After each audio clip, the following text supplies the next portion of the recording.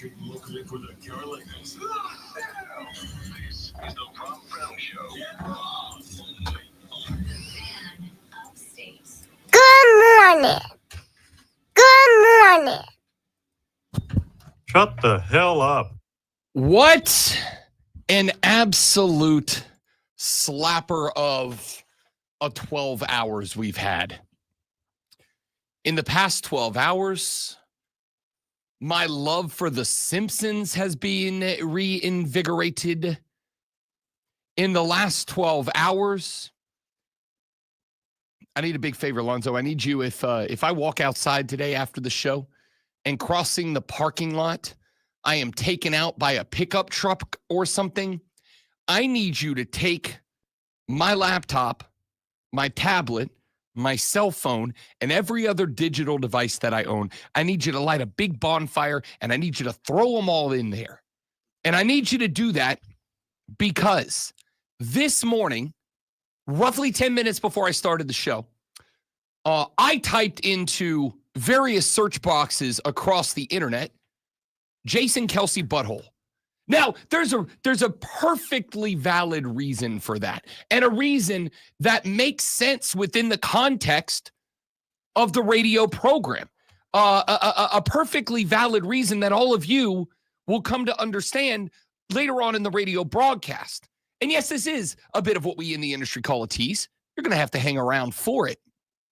But I need you all to know that this morning, I typed the words Jason Kelce butthole into a search box, and then I hovered over the enter button for like a solid 15 to 22 seconds, thinking to myself, there's a valid reason for doing this. There's a justifiable reason for doing this. There's a good business, career, job-oriented reason for pushing enter. However, it at some point is very possible that a headline will be written and posted on the internet for the world to see. Local sports radio host searches Jason Kelce butthole on the internet. And again, it's a perfectly valid reason why I did it, but I did it. So if I kick the can, great one, in the next, 10 to 15 years, before anyone else has the opportunity to acquire these materials, I need you to burn them all in a very large fire. There's a flaw in your request, and I don't know how I could take care of this. I don't know if I can destroy the Odyssey app.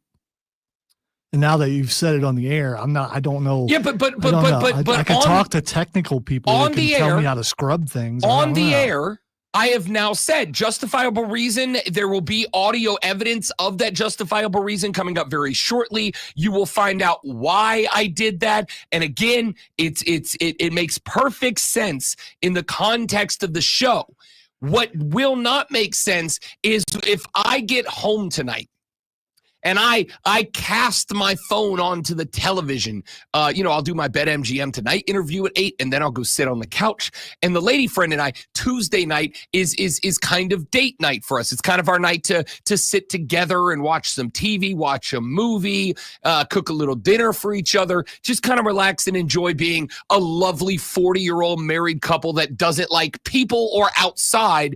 And if I cast my phone to the TV so that we can watch a movie or whatever, and I, on my phone, which now the screen of which is on the television, if she says, let's watch another episode of Justified, and I type J, and it autofills Jason Kelce butthole, I have to try to explain this to her and get her over the initial shock of seeing that at some point in my life, I searched those three words together on purpose with intent. And then I got to, wait, babe, no, wait, listen.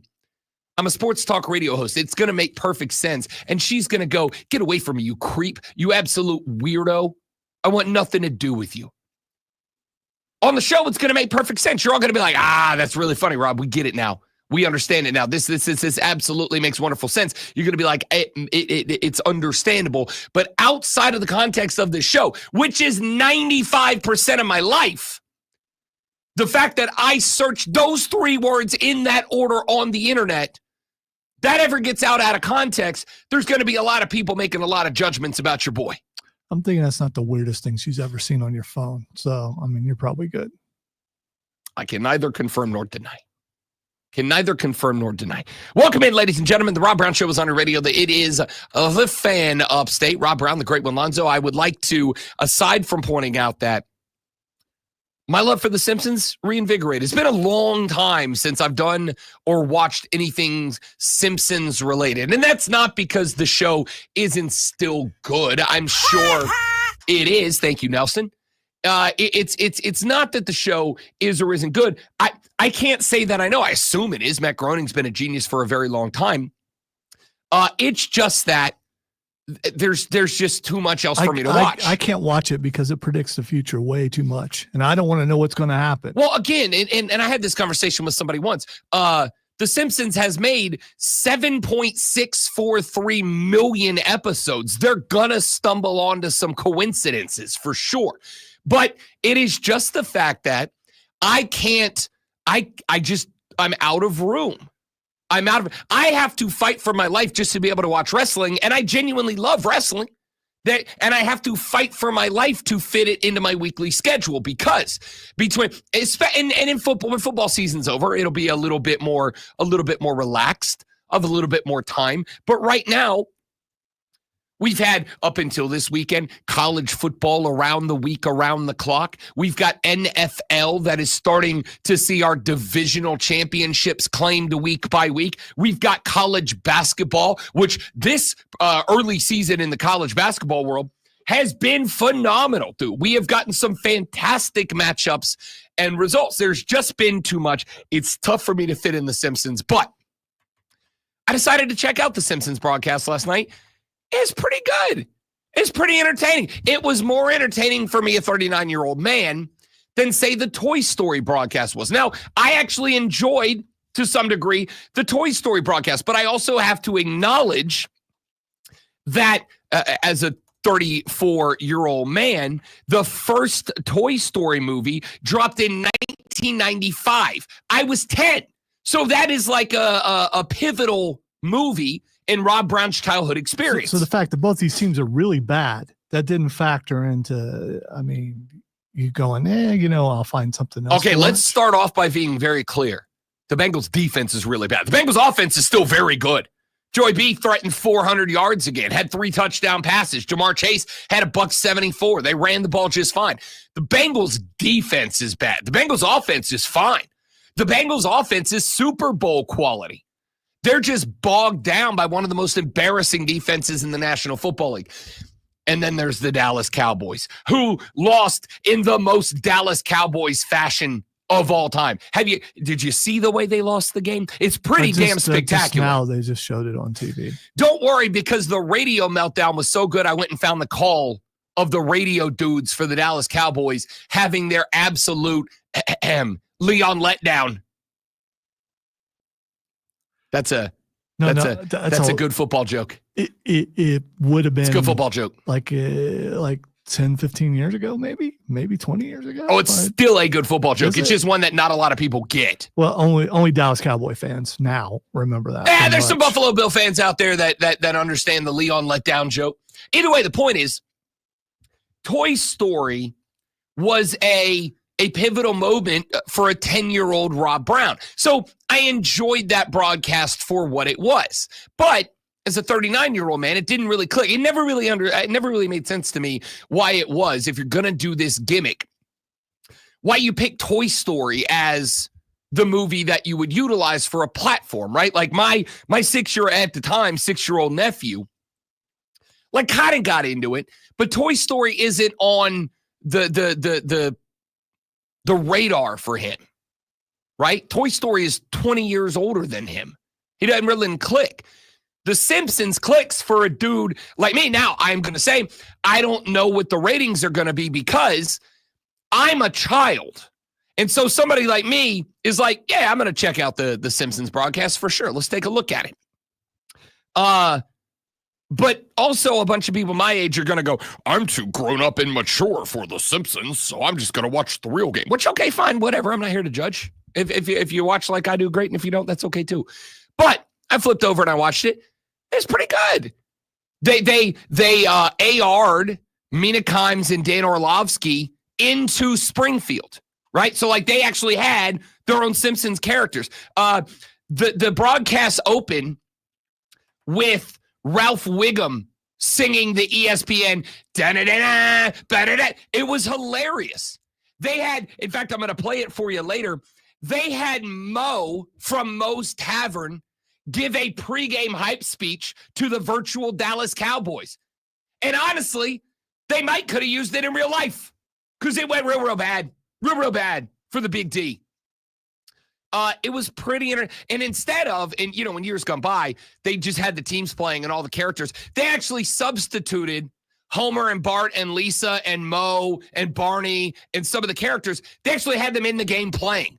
At one point, Lisa Simpson turned on the Jets and dusted the Cowboy defense for 7. It is the funniest thing to watch Lisa Simpson just absolutely put the screws to the Dallas Cowboy defense.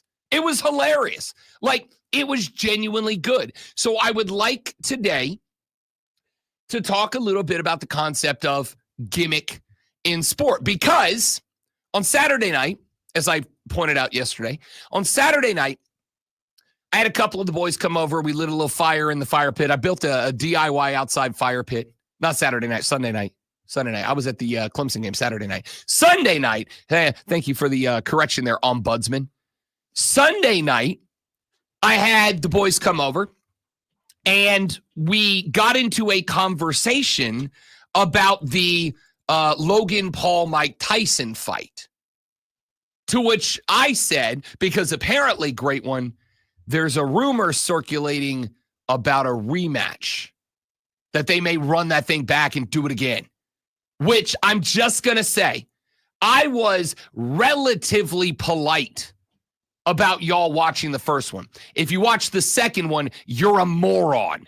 You're a Class A certified prime grade moron. Yeah, I'm staying away. Yeah. No, so for other reasons. Whatever. You don't want to see Mike Tyson's butt again? No, it was.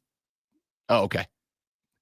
You're a moron if you watch a rematch if they do it. But we got into this conversation, and one of the fellas that was over was like, Rob Brown, he's from Atlanta. He's like, I listen to your show in Atlanta. I listen on the Odyssey app. It's like, I listen every morning. Why were you so heated about this fight? And I gave all my reasons. We're not going to rehash the conversation. I basically informed him in not so many words. Look, here's the deal. I'm a big boxing guy, and I feel like that fight does harm to boxing. And he goes, well, I don't watch boxing, but I watch that. So didn't it bring eyes to boxing? I said, no, it didn't. It brought eyes to theater. It brought eyes to theater. It brought eyes to boxing the way that WWE brings eyes to MMA. It's not the same thing. It's just a pretend version of it. Blah, blah, blah. Went down this whole thing. And then we got into a conversation about gimmicks in sports because a couple of the guys over, big baseball guys. And we talked about the golden at-bat rumor that got floating around. Which I actually do want to talk about. That is part of the conversation about gimmicks in sports coming up a little bit later in the show. But I said, look, I don't have a problem with the ghost runner on second base. There's actually a good baseball reason to do that. A good fan supportive reason to do that. That's not a gimmick. That's actually a good idea backed up by numbers. And I'll tell you what those are later.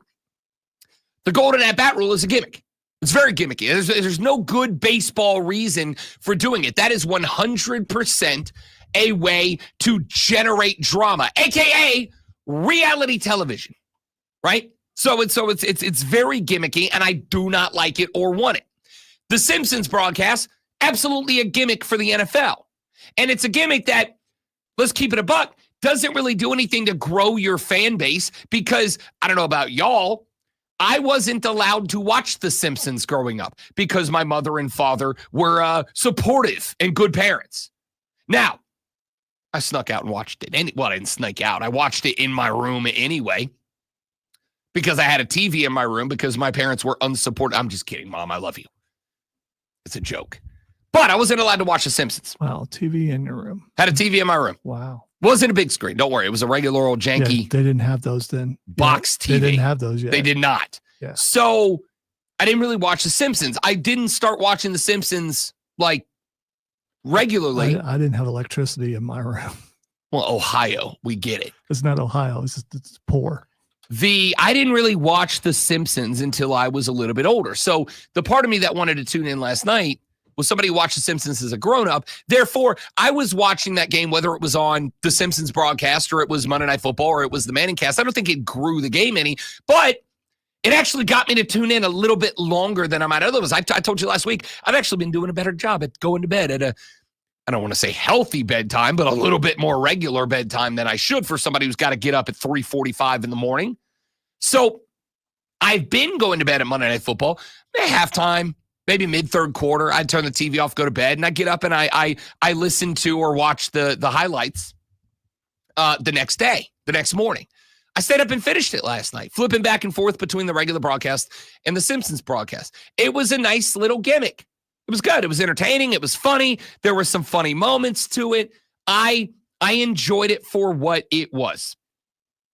And so my question is, are these types of things good or bad for sport? Is it sport by sport? Is it gimmick by gimmick? I want to get into that later on in the show. But that's not all that we have to get into on the broadcast today. Our 4 Heisman finalists have been announced. They are quarterback Cam Ward, University of Miami. Running back Ashton Janty, Boise State University. I'm going to say University of Boise State University. It's early. I stayed up late watching The Simpsons. What do you want? Travis Hunter, athlete, University of Colorado. And Dylan Gabriel, quarterback, University of Oregon. We are going to talk about the Heisman Trophy because I have to say this. I think, great one, this might be the first year in a number of years, sincerely, this might be the first year in a number of years that I actually do think the best player in college football is going to win the Heisman. This might be the first year in a number of years. It may still be a popularity contest, a beauty pageant. And honestly, the fact that Dylan Gabriel is there kind of tells me that it is. Because there is another quarterback who was oft criticized this year who actually has better numbers than Dylan Gabriel, but was not even close to being considered. I'm going to talk about that later. But I actually think there is a very good chance that the best player in college football wins it this year. And this might be a year I actually watch the Heisman. We're going to get into that. We'll talk, obviously, some Clemson, Texas. We'll talk some South Carolina, Illinois Illini, down in Orlando, Florida, New Year's Eve. I don't think they do that, do they? They absolutely do that. Do they? And I only know that because my interviewer tonight, Brad Evans of BetMGM tonight, is an ILL guy. And he makes sure to yell that every time they get brought up. You got the ILL and the Hoosiers. We're going to talk all that and more as the show rolls on. Busy day. Don't go anywhere. Rob Lonzo and you, the Rob Brown Show, the Fan Upstate. Joe, good morning, big dog. The other 6 of you also watching and lurking in the shadows. Hello. 30 seconds. Be right back.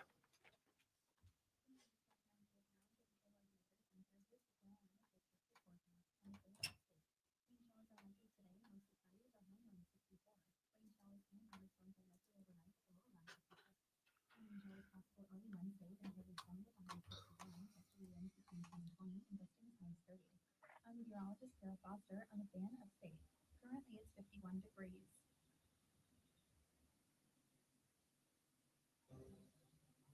Tune in this week to Kickoff with Boomer and Valenti, where they break down all the headlines in the NFL. Presented by T-Mobile. Head to T-Mobile.com and get a great deal on their iPhone 16 Pro.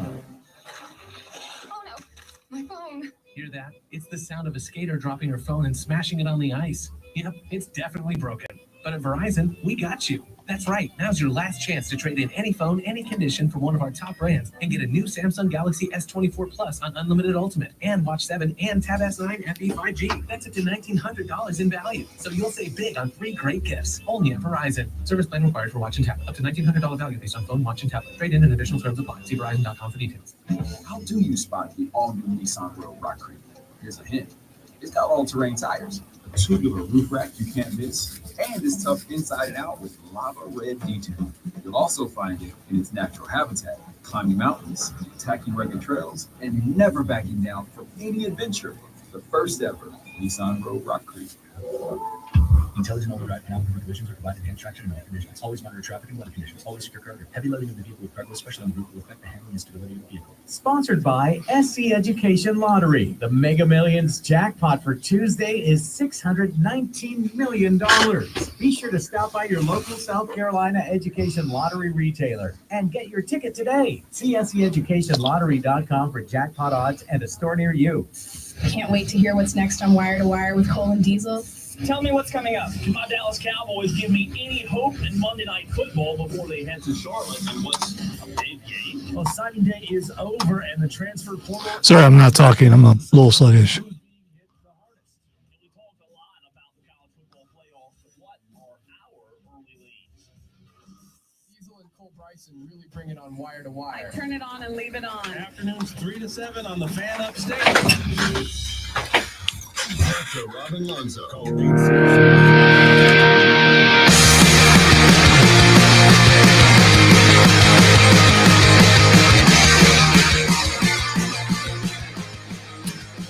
I really like the Heisman Trophy 4 this year. Now, Dylan Gabriel, I'm not so sure about. He's the only one that I'm like, I don't really know. I don't know if Dylan Gabriel really jumps off the page at me. Dylan Gabriel's there because the Oregon Ducks are the only team that's undefeated in major college football. Dylan Gabriel is there because his Ducks are the 1 seed, are catching the first round bye. Well, honestly, should have, but do not, but should have had the easiest path to the national championship. The Ducks are probably the only team inside the top 4 that there are no questions about. We have known since like week 6 that provided the Ducks didn't duck it up, that they were going to be inside the top 4. And they didn't. So, Dylan Gabriel gets the nod because the starting quarterback of a Power 4 team that goes undefeated and makes it to the 1 seed almost exclusively as always, because somebody from that team is going to be there more often than not. So, I don't really have an issue with it. I think Dylan Gabriel's checking in 4th out of this group. Cam Ward's going to go ahead of him. Cam Ward is the only reason that the Miami Hurricanes were even in the race, okay? Because I assume most of you at this point don't either. I don't trust Mario Cristobal at all. Mario Cristobal was carried by Cam Ward the way that Jimbo Fisher was carried by Jameis Winston a number of years ago. He's just not a good coach. He's a guy that very rarely, if ever, actually has his team prepared to compete. I cite to you the upset loss to Syracuse that very much cost the Miami Hurricanes a playoff spot. They win that game, they are in the playoffs, no questions asked, right? Because they're in Clemson's spot in the ACC title game. And if they were good enough to beat Syracuse, I think they probably were good enough to beat SMU as Clemson did. So they would have not only been in the playoffs, they would have been in the playoffs and had a first-round bye had they won the ACC outright. Cam Ward's the only reason that they were even in that discussion, because that dude's a stud. He's checking in 3rd because the Heisman Trophy is between Travis Hunter and Ashton Jeanty. Now, the conversation that I would love to have is, who's winning the Heisman Trophy? Have you looked at the Heisman Trophy odds as of late? Greatman, I know that we don't love to kind of take the air out of the balloon. I don't like to take the drama out of a conversation like this. But if you go look at the Heisman odds right now, Travis Hunter's winning this thing, and it's not going to be even close. I've been saying that all along. We'll see what happens. You have. The thing is... there's no we'll see what happens. Travis Hunter, as of last night, is minus 4,000 to win this thing. Ashton Jeanty, the only guy that even has a chance to pull the upset, is plus 1,100 as of last night. Are you saying Travis Hunter doesn't deserve it? Not at all. Not at all. What I'm saying is, I actually really like this race more than I've liked it. In the last handful of years, to me, it's kind of felt like it's a no-brainer who the guy is, right? Like it's kind of a no-brainer. Not necessarily because they definitely have the best player in football. Because again, and I've made this argument before, a bad team could have the best player in football. We do this with quarterbacks. We do this with, well, primarily quarterbacks, but this is why I have always said wins and losses are not a player stat. They're a team stat, and they should never go on to a player. That doesn't mean that a player can't lose a game for a team, but cumulative wins, losses are not a player stat. Last year, the LSU Tigers were what, 9-3? Jaden Daniels won the Heisman. Did anybody argue that Jaden Daniels was the best player in college football last year? I got a hard time saying he wasn't.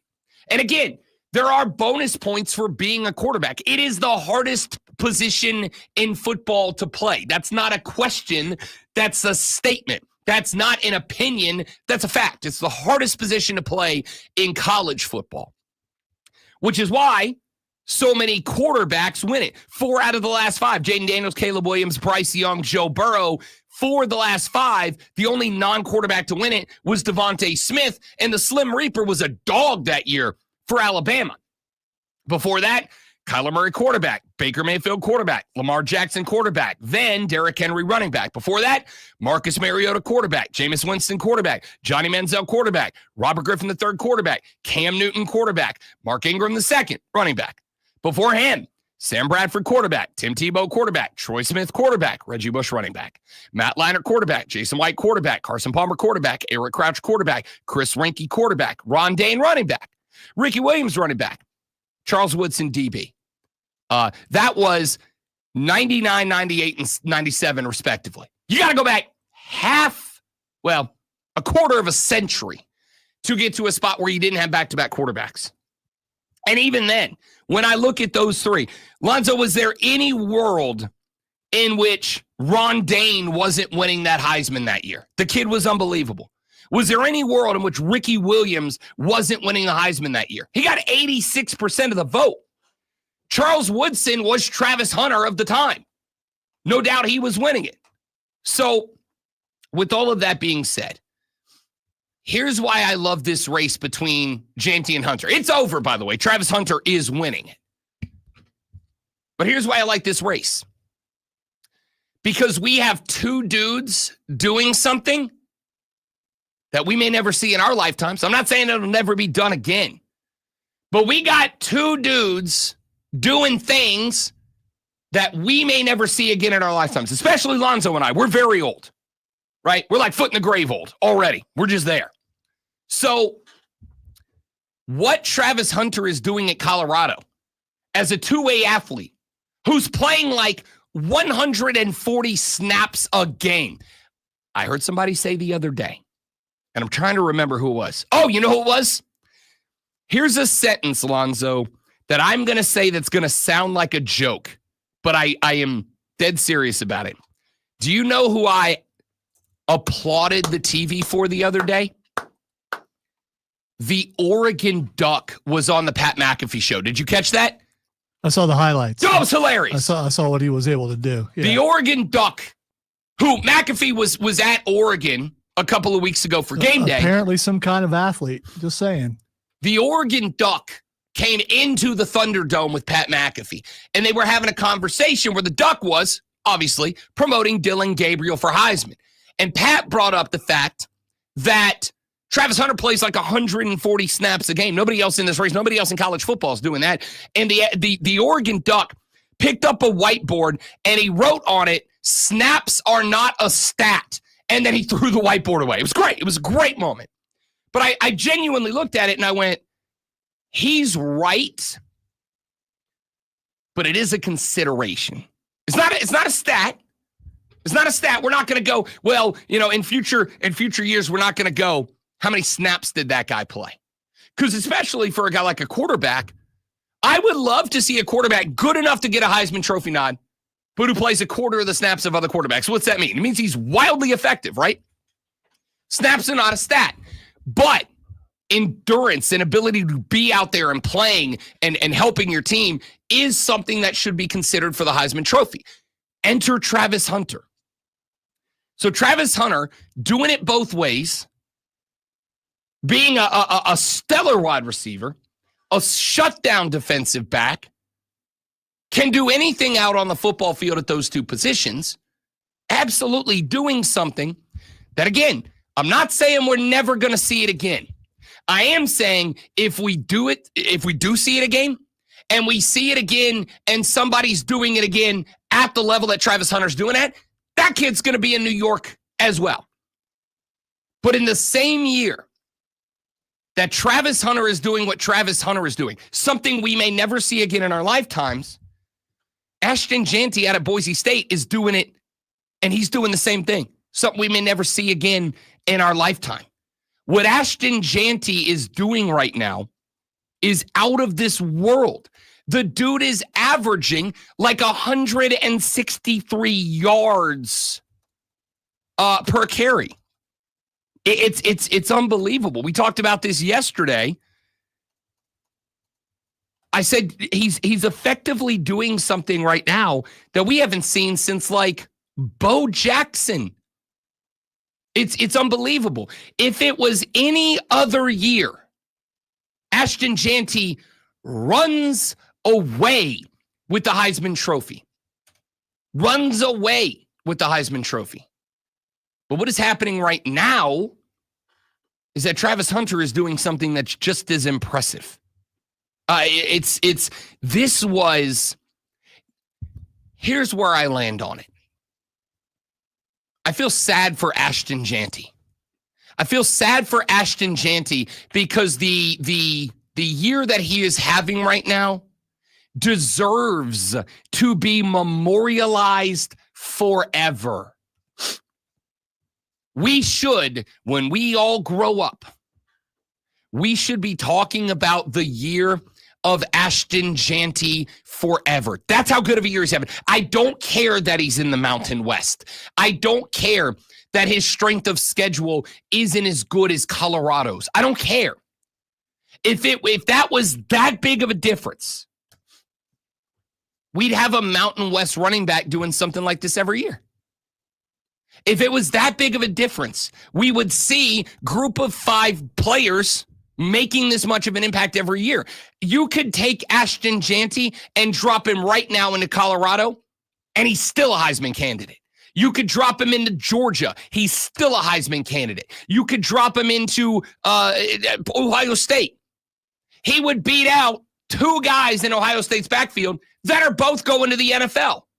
That's how good this kid is. His year deserves to be memorialized forever. But he happened to do it in a year where Travis Hunter's doing what Travis Hunter's doing.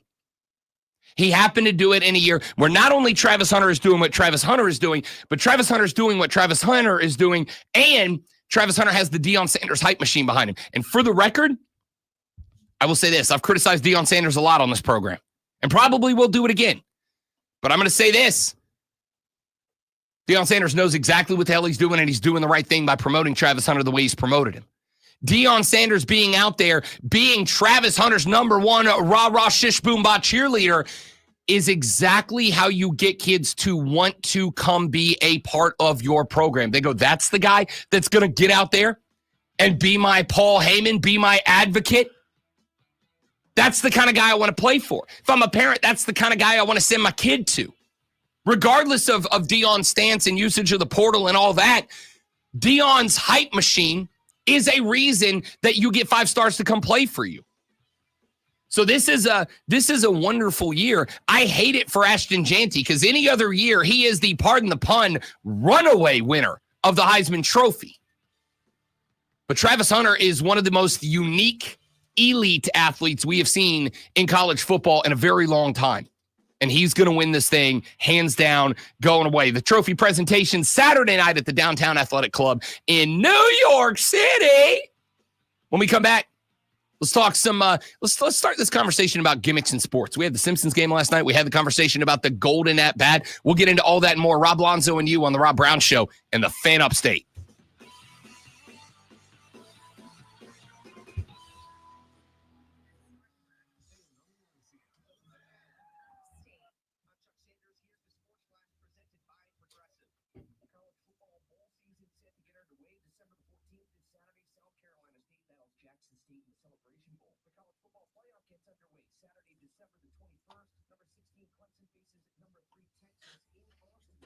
So the Indiana Jones game dropped on. I started playing it last night. Did you? Yeah. Okay. All right. It's How far have you gotten? Just very early. I went through I'm at the Vatican, and I'm sneaking around in the Yeah, I was in tunnels there. underneath. I was in there a long time before I found the dude. Yeah. I mean, knocked out a lot of guys. I'm not good at the fighting. Yeah. I'm not good at the fighting. Well, when you fight the giant at first, is that Tony Todd? I think it is. The guy, he just died like a couple weeks ago. He was Candyman. I'm thinking, okay, I'm fighting this guy. Oh man, I just died. Oh no, it's part of I'm good. It has enough cutscenes for 2 movies, supposedly. I went through the tutorial. I went to the Vatican. I went down on the tunnels. I'm looking for him. I did not find him. I played from like 6 until Monday Night Football started. Did not find who? The big guy. Oh, okay. You're way ahead of me then.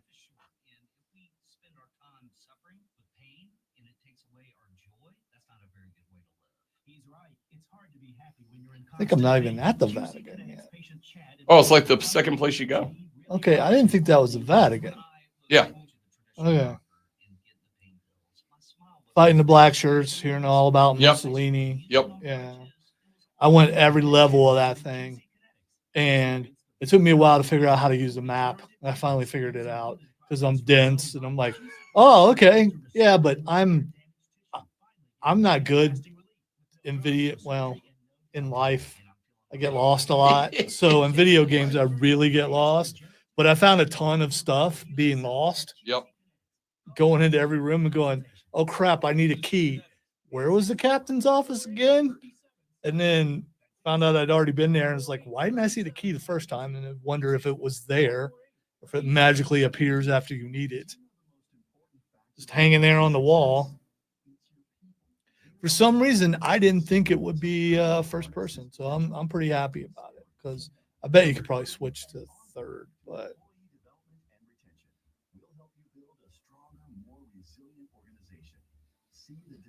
did you find a gun? Yes. Did you use it? Because I didn't. I have not used it because I will tell you that I didn't want to alert anybody. Right. I'm guessing a gun would that's a alert huge people. part of it. Yeah. I'm like, oh great, this is stealth. It is stealth. Early in the Vatican level, I walked down this hallway, and there was a dude, and he had a billy club. And to disarm him, you bullwhip him, and they drop whatever they're holding. So I bullwhipped this guy, but the bullwhip crack is loud. So I bullwhipped this guy, and then I just heard, what was that? And like 3 more dudes ran into the room, and I was like, oh no. So now I'm afraid to use anything that makes noise because every time I've made any noise, I just get jumped by a bunch of black shirts, and it's very annoying. I think I played for about an hour and a half when I got home last night, and the alarm I didn't set the alarm off till like near the end of the thing. I managed to, and one of my bodies got discovered. That was a big problem too. Because finding a place to hide a body, and then while you're moving with the body, the fact that you get tired. Yeah. Which makes sense. And also I've found what I consider a glitch. When you get the bandages, then I can't figure out how to go back to my weapon. So I'm sitting there, I was getting punched in the face. I'm like, I'm trying to shake the bandages off. This is what I found out. When you bring up the equip wheel, it's left is gun, down is bandage, and it puts bandages and food. Yeah. But once you have that equipped, then you just got to push down on the D-pad, and it just rotates through them without having you open the wheel back. Right. So but how do you switch back to your weapon? I couldn't switch back to my weapon. You have to open the equip wheel and push right. Yeah, see, that's the problem. It's a pain in the butt. Yeah. I will say that. I don't love that. I got 2 guys punching me in the face, and I'm doing this with bandages. I'm like, okay, why can't I punch him with a bandage in my hand? It's a bandage.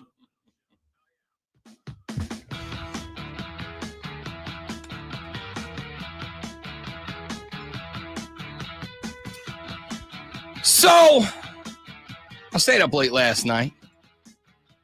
Too late last night.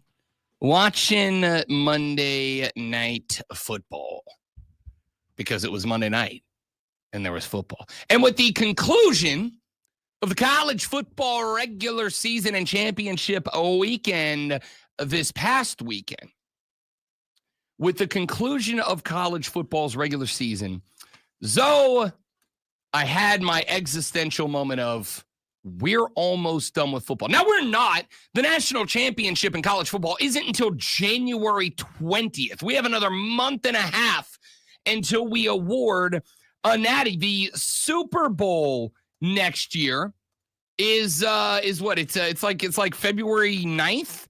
So we're 2 months from the Super Bowl. We have a lot of football left to play.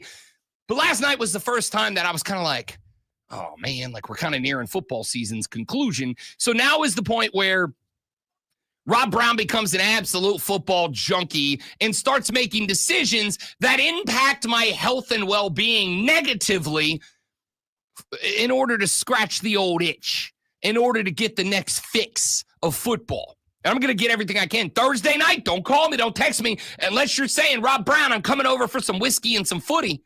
Don't call me, don't text me. I'm watching football.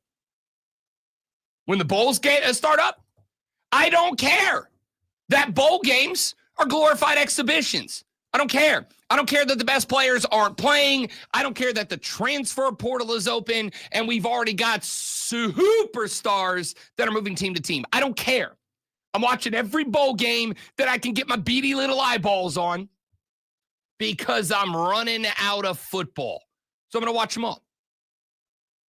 So my addiction kicked in last night. I'm like, I got to watch the Monday Night Football. And as I was hanging out in the bro cave, the lady came back from a work trip. It was rainy, gross. So it was one of those nights where it's like, I'm going to take my pants off and just watch football. Yes, ladies and gentlemen, if you were watching Monday Night Football and you see Rob Brown come across your timeline, recognize there's a 99.9% chance if you reply to me, you are applying to a Rob Brown who's not wearing pants. Okay, I don't know why that was necessary. I think that's implied for a lot of people. Because I need the people to know that I am indeed a man of the people. Okay. All right. So I'm watching the game with the lady, pantsless, as a grown man has the prerogative to do. And as I'm scrolling the Twitter feed, trying to find some sound bites to play in the audio blitz today so I don't just have to lay on the horn the whole time, I get a clip of Homer Simpson dropping back in the pocket and throwing an absolute dart to CeeDee Lamb in the corner of the end zone for a touchdown. Homer Simpson's got a cannon. I went, oh, that's right. Simpsons broadcast. You know what? Bleep it. Let me go find out. Let me go see. Let me go check it out. Let me go take a look at this thing. And I got to tell you, wasn't bad. No, I didn't watch every bit of it. I didn't tune in until like the late first quarter. I didn't really tune in for all the pregame. I kind of wish I would have now because there was some good stuff. Like, for instance, Mo from Mo's Tavern giving a pregame speech to the Cowboys. Okay, listen up, meatwads. It ain't often I'm asked to be motivational. No, I am more the cautionary tale type. But today, I want you toilet tanks of talent to approach this game like you're me fighting a pigeon for a French fry. Sure, the opponent's gonna peck your fingers and maybe talon your eyes out. But if you hang on, if you bear down, you all could walk away with something salty and still with ketchup on it, maybe. Now, let's go crumble up them Bengals and scatter their bits around like that poison that is supposed to take care of roaches, but it never does. It doesn't, but you is. Let's go. I'm hype. I'm ready to run through a wall for Mo. By the way, can we give some props to Hank Azaria? Just an absolute legend and icon in the entertainment industry, voicing Mo for like 1,000 years. He also voices comic book guy. Yeah, I accidentally watched the end of Godzilla, the one with Matthew Broderick and Hank Azaria. That's right. Hank Azaria is in that. Yeah, he's the cameraman. Yes, he is. And it's like, look, he did so much better after this. I kind of have a soft spot he was for doing that movie. It during that too. I don't. I kind of have a soft spot for the the movie. effects are It's so not bad. good. It's I so agree. Bad. It's not good. but I have a soft spot for a Matthew Broderick knockoff Dollar General Godzilla movie. Sure, why not? Anyway, I tuned in and watched it. You had some fun moments like that. One of my favorites, just as a Simpson fan, was Barney holding up a sign that said, "How about them Cowboys?" and Lisa walking over with the red marker and correcting the grammar to "How about them Cowboys?" That was spectacular. That was spectacular. Now, I want to get into the game a little bit later. But I want to have a conversation about the concept of gimmicks in sports. It's a conversation that we have had in years gone by, and it's a conversation that we will always have. I had a conversation on Bet for the Cycle on the BetQL Network every Saturday from noon to 4 with your boy Rob Brown and former Major League Baseball player Cody Decker. And Deck and I were having this debate on Saturday. He said, "Rob Brown, I blame a lot of the problems in American society on professional wrestling." And I said, whoa, which is where I would have played the Rock sound clip, but I still haven't gotten access to my folder, so I don't have it. But I said, whoa, hold up, why? And he said, because we're turning everything into professional wrestling. Everything's about scripted drama and all that now. And I said, whoa, hold your horses, time out. That's not a fault of professional wrestling. It's the way entertainment works. And we have become a nation that values entertainment over everything else. We value entertainment over education. We value entertainment over work. We value entertainment over our health. And I'm guilty of it too. I should be going to the gym for an hour and a half every day. Is that what I do? No. I sit at home and I watch football and I scroll TikTok and whatever, okay? We value entertainment. It just happens to be that wrestling figured out the entertainment formula. They figured out the perfect blend of live and theater and jammed them together and made it one. It's no different than movies. Why is there so much of a formula for movies nowadays? Because you buy tickets, because we value entertainment over anything else, okay? So, on one hand, I kind of do view that as a bit of a problem. On one hand, I really think the turnaround of the United States of America comes when we get to the point that we start to value education over entertainment, when we start to value hard work over entertainment, but we're just not there right now. Okay, so this is why I think we are. Real quick, he's still wrong. It's what's wrong. It's Real Housewives of whatever. It's the same thing. It's the same thing. Yeah, I mean, it's the same thing. How many times have I said wrestling is bro opera? It's the same thing. It's just that we prefer big dudes in their undergarments fake fighting each other, and the wife prefers two ladies fake fighting over a fake husband in a fake LA mansion. It's all fake. It's just that wrestling, which uses the same generic formula as soap operas that have hooked women for 100,000 years, and politics. Does anybody here want to argue with me that politics aren't theater nowadays? Politics is theater now. There's no politicians actually doing anything worth a damn. They just get on TV and act and then ask you for your money for it, just like professional wrestlers, just like actors, right? Everything is entertainment. It's just that wrestling did a wonderful job of figuring out the niche of the entertainment world and developing a formula that works. So it should not come as a shock to you that so many sports are working on gimmicks now, that so many sports put out for one time only or once every now and then, whatever, these gimmicks. This was my problem, for instance, with the golden at-bat rule in Major League Baseball. They were ready to fundamentally change the game of baseball. One of my favorite melodies. Is it boring to a lot of you? Yes. Do I give a damn? Not really. One of my favorite things about baseball is the tactics and the strategy and the planning that managers have to have. They have to be thinking 6, 9 outs ahead of where they are in the lineup. When they make a move to go with a pinch hitter or a pinch runner or to change pitchers out or whatever, it's not just about this moment. They got a chess match 8, 9, 10 outs ahead of where they are.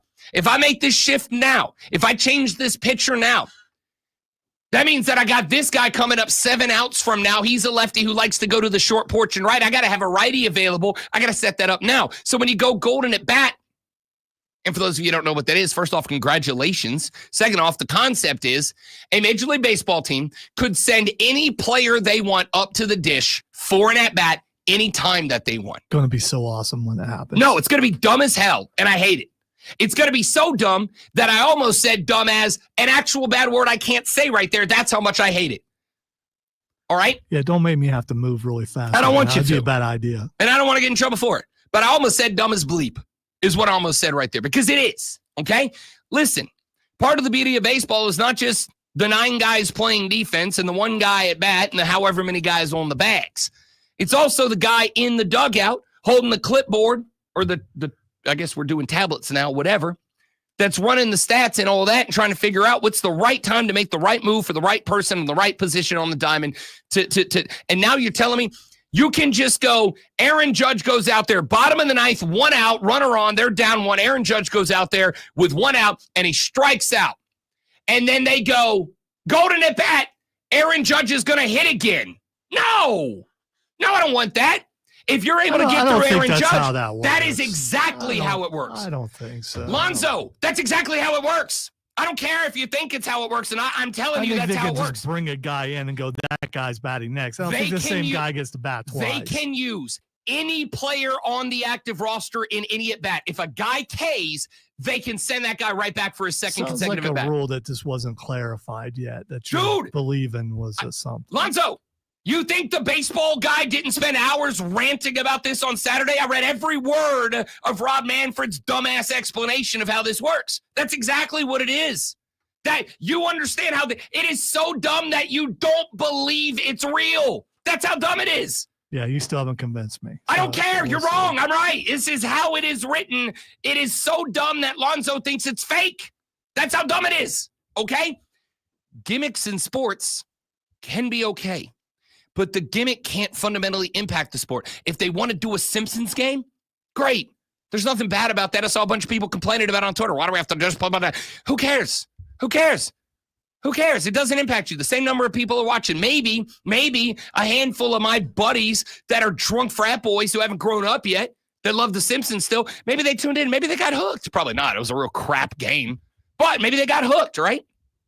That's fine. Where I'm going to draw the line is when you start gimmicking in a way that changes the sport fundamentally. If golf, this is the comparison I use for golf, the match. I doubt Lonzo's watched a round of golf tournament with the exception of the match over the past couple of years. And I'm sure he's not alone in that. All right, you're wrong, but I get why you would say that. I watched some of the Masters. Okay, the Masters, because the Masters is the Super Bowl of golf. Just like a bunch of people don't watch a single NFL game, but they watch the Super Bowl. That's the Masters. I try to watch things that you might talk about too. Sure, 100%. I mean, you're outside the norm in that world. You don't really talk a lot of golf, but you do talk Masters. I want to. Okay. You want to talk Farmers Open Championship? Because I'm all in. It's just not a needle mover. I'm not dumb. I know how the game gets played. I know how the cheese gets made, so to speak.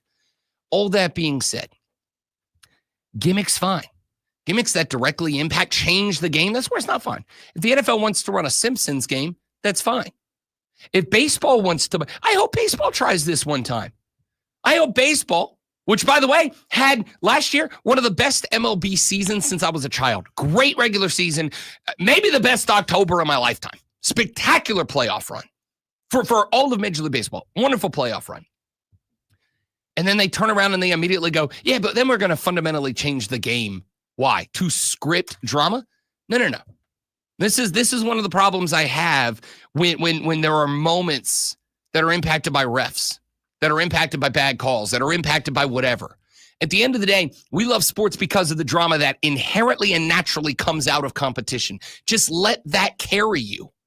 You want to throw Homer Simpson in there? Don't. I'm fine with that.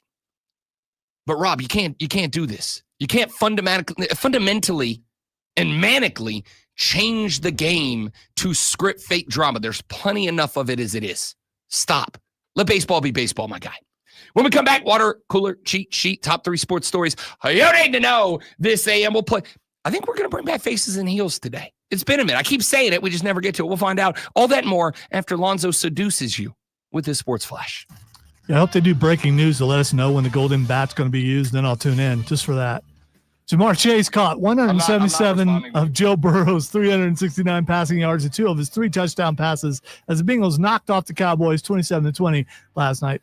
Former South Carolina Gamecock Rico Dowdle turned in 131 rushing yards for the Cowboys in the losing effort as the Cowboys fell to 1-6 at home. Carolina Panthers rookie running back Jonathan Brooks has torn the same ACL that sidelined him during his final season at Texas. According to team sources, Brooks will undergo surgery to determine the severity of the tear and repair it, though the date of surgery and timeline for possible return haven't been specified. Tune in Saturday at 11:30 as the Furman Paladins take on the South Carolina State Bulldogs. It's Furman versus SC State right here on your home for Furman Paladins basketball. The Fan, Upstate.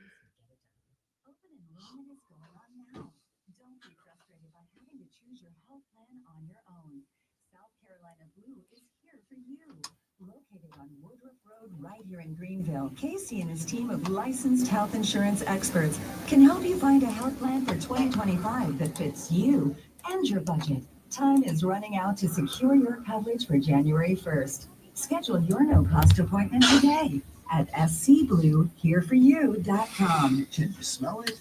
That smoky, salty, delicious aroma of bacon. The 5th annual Bourbon and Bacon Fest is back. Friday, January 17th at the Foundry at Judson Mill in downtown Greenville with over 100 delicious bourbons and bacon-themed bites from your favorite restaurants. Bourbon and Bacon Fest benefits Carolina Chapter Golf by VIP, GA, and designated driver tickets by texting the word bacon to 72341 or visit bourbonandbaconfest.com. Text and data rates may apply. I sure don't want to spend another holiday sitting around watching football. We're going to the Upstate Holiday Light Show at District Park. What's that? Imagine 32 million lights, carnival rides, a petting zoo, a 600-foot light tunnel, a gigantic Christmas tree, a huge. Oh my gosh, I've got to tell Bob about this. The kids will have a blast. We go every year and it's open 7 days a week. The Upstate Holiday Light Show, open now at District Park at the intersection of 123 and 153. Visit upstatelights.com. I'm Brian Tedesco, CEO of Blaupunkt America, the pioneers of the car stereo. Today, we're not just about sound systems. We are revolutionizing e-bike scene with Blue.com. Thanks to AmericanEagle.com, our online presence now features a dynamic e-commerce website that showcases the quality and affordability of our foldable e-bikes. And our collegiate e-bikes are perfect for the college fanatic. These e-bikes offer a new way to experience freedom on 2 wheels, no matter your age. When we needed a top-notch website to match our cutting-edge e-bikes, we turned to AmericanEagle.com. They made the impossible seem easy, tackling digital challenges like pros. Check out the Blue Dot Bike website to see AmericanEagle.com's amazing work in action. Need the best in website and digital marketing solutions? AmericanEagle.com is your go-to. They've been a game changer for us, and they can be for you. Visit AmericanEagle.com or call 877-WEB-NOW1. When it comes to the best sports talk, What in the world? and Upstate on Odyssey, no matter where you are. Oh, this chair's cooked. That's exciting. Search the Fan Upstate, and you're in the game. Hey, now we roll. The Fan Upstate. When it comes to the best sports talk, listen to the Fan Upstate on Odyssey, no matter where you are. In the car, at home, at work. Download the free Odyssey app on your phone. Search the Fan Upstate, and you're in the game. Hey, now we roll. The Fan Upstate. WORD Spotlight. WFPZ HD3 Philadelphia, official sports voice of the Upstate Fan. teams. Odyssey Sports Nation. Man, check this out. You're on official Rob Brown lockdown. Represents being brand. Yeah. Unfiltered sports talk. Manufactured locally for the Carolinas. Lockdown. This is the Rob Brown Show. Yeah. Rob only. The Rob Brown Show, hour number 2 starts right now. Welcome back, ladies and gentlemen. Happy Tuesday, AM. Inching ever closer to the weekend, to the Christmas season, inching ever closer to the college football playoffs. What a wonderful time to be alive, except if you're a Dallas Cowboys fans. They're not feeling great. We'll talk about that here in just mere moments from now, because it's just about time for the water cooler cheat sheet. Did you do a wellness check on Cole and make sure he's good? I did not, because I assumed that Cole's phone was likely at like the bottom of a fishing pond last night, or like laying in the middle of an interstate last night, because the Dallas Cowboys decided to lose the game in the most Dallas Cowboys way, putting the L. You can't spell Dallas Cowboys without LOL. Goodness gracious. What an absolute and complete meltdown. They had that game won last night. Well, real close to it. We'll talk about that coming up here in just a moment or two from right now, because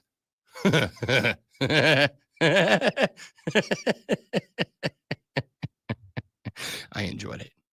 I enjoyed it a lot. Maniacal laugh. That's a reference to the Muppets movie. Great flick. Great movie. Jason Segel did an excellent job with that.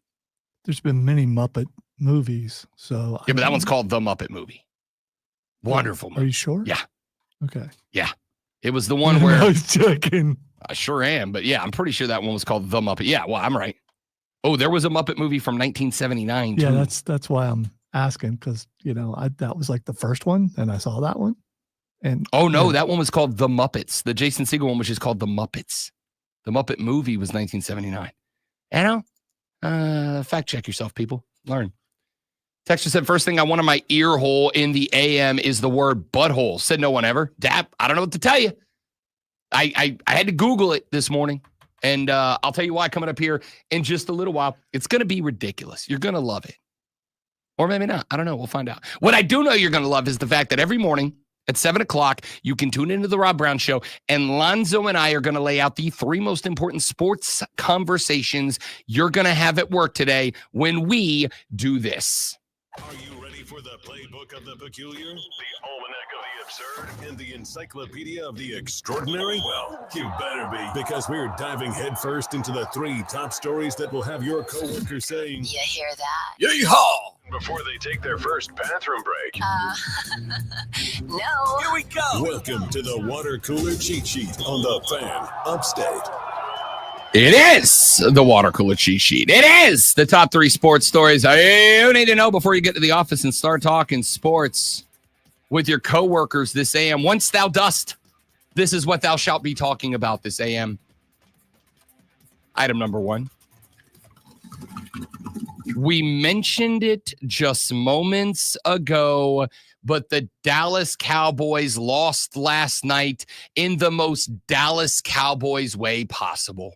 All right, here's the punt by Ryan Rako. Oh, got it. Ball is blocked. Got it. Oh, the Cowboys touch it. The Bengals are going to have the ball. Oh, no. You can't touch it when it's blocked beyond the line of scrimmage, and the Bengals are going to have it at the 45. Oh, somewhere Leon Lett is saying, I'm off the hook. That's the exact play without the snow. Oh, no. That did not just happen. That did just happen. That was a clean block by Nick Vigil.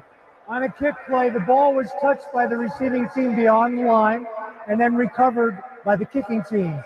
As soon as they recover the ball, it is dead. We ruled on the field it's Cincinnati's ball, First down. It was Cincinnati's ball. Cincinnati would then take it down to the other end, score a go-ahead tutty to make it 27-7. Dallas would get the ball back and completely poop all over their own selves and lose the game.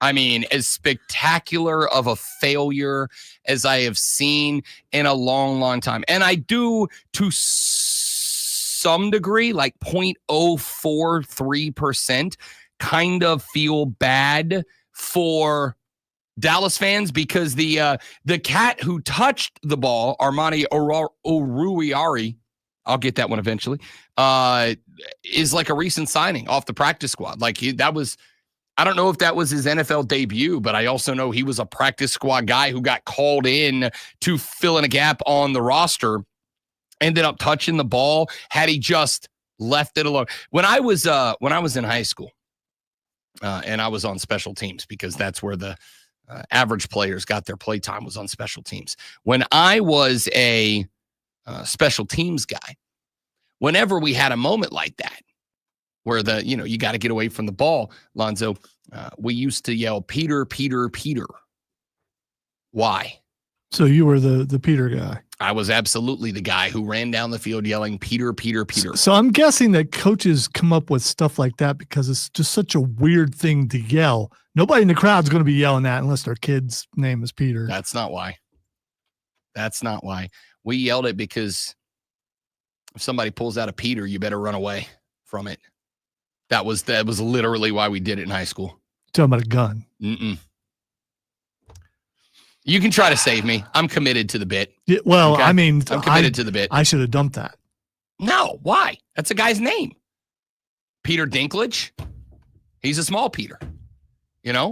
Like it's a guy's name. I don't know why that's a bad thing. So the Dallas Cowboys lose. Please don't make my nightmare come true. I was proud of that. I came up with that one on the fly. I was pretty proud of that. What was the guy's name who never mind. I'm gonna let it go. I'm gonna let that one go. No, I'm not. Peter Mayhew played Chewbacca. Big Peter. I can't help myself. I'm a bad person and I can't help myself. I don't know what you want. All right? I refuse to participate in this. Anyway, they lose in the most hilarious possible way to the Dallas Cowboys because that's just what this season is for them. There was not much better than the absolute and entire meltdown that Micah Parsons had on the sideline.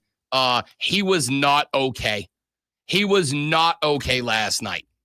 So Dallas ends up with that L, dropping to most of the losses and a couple of the wins. Cincinnati's not much better, but I do want to, once again, point out Cincinnati's offense is fine.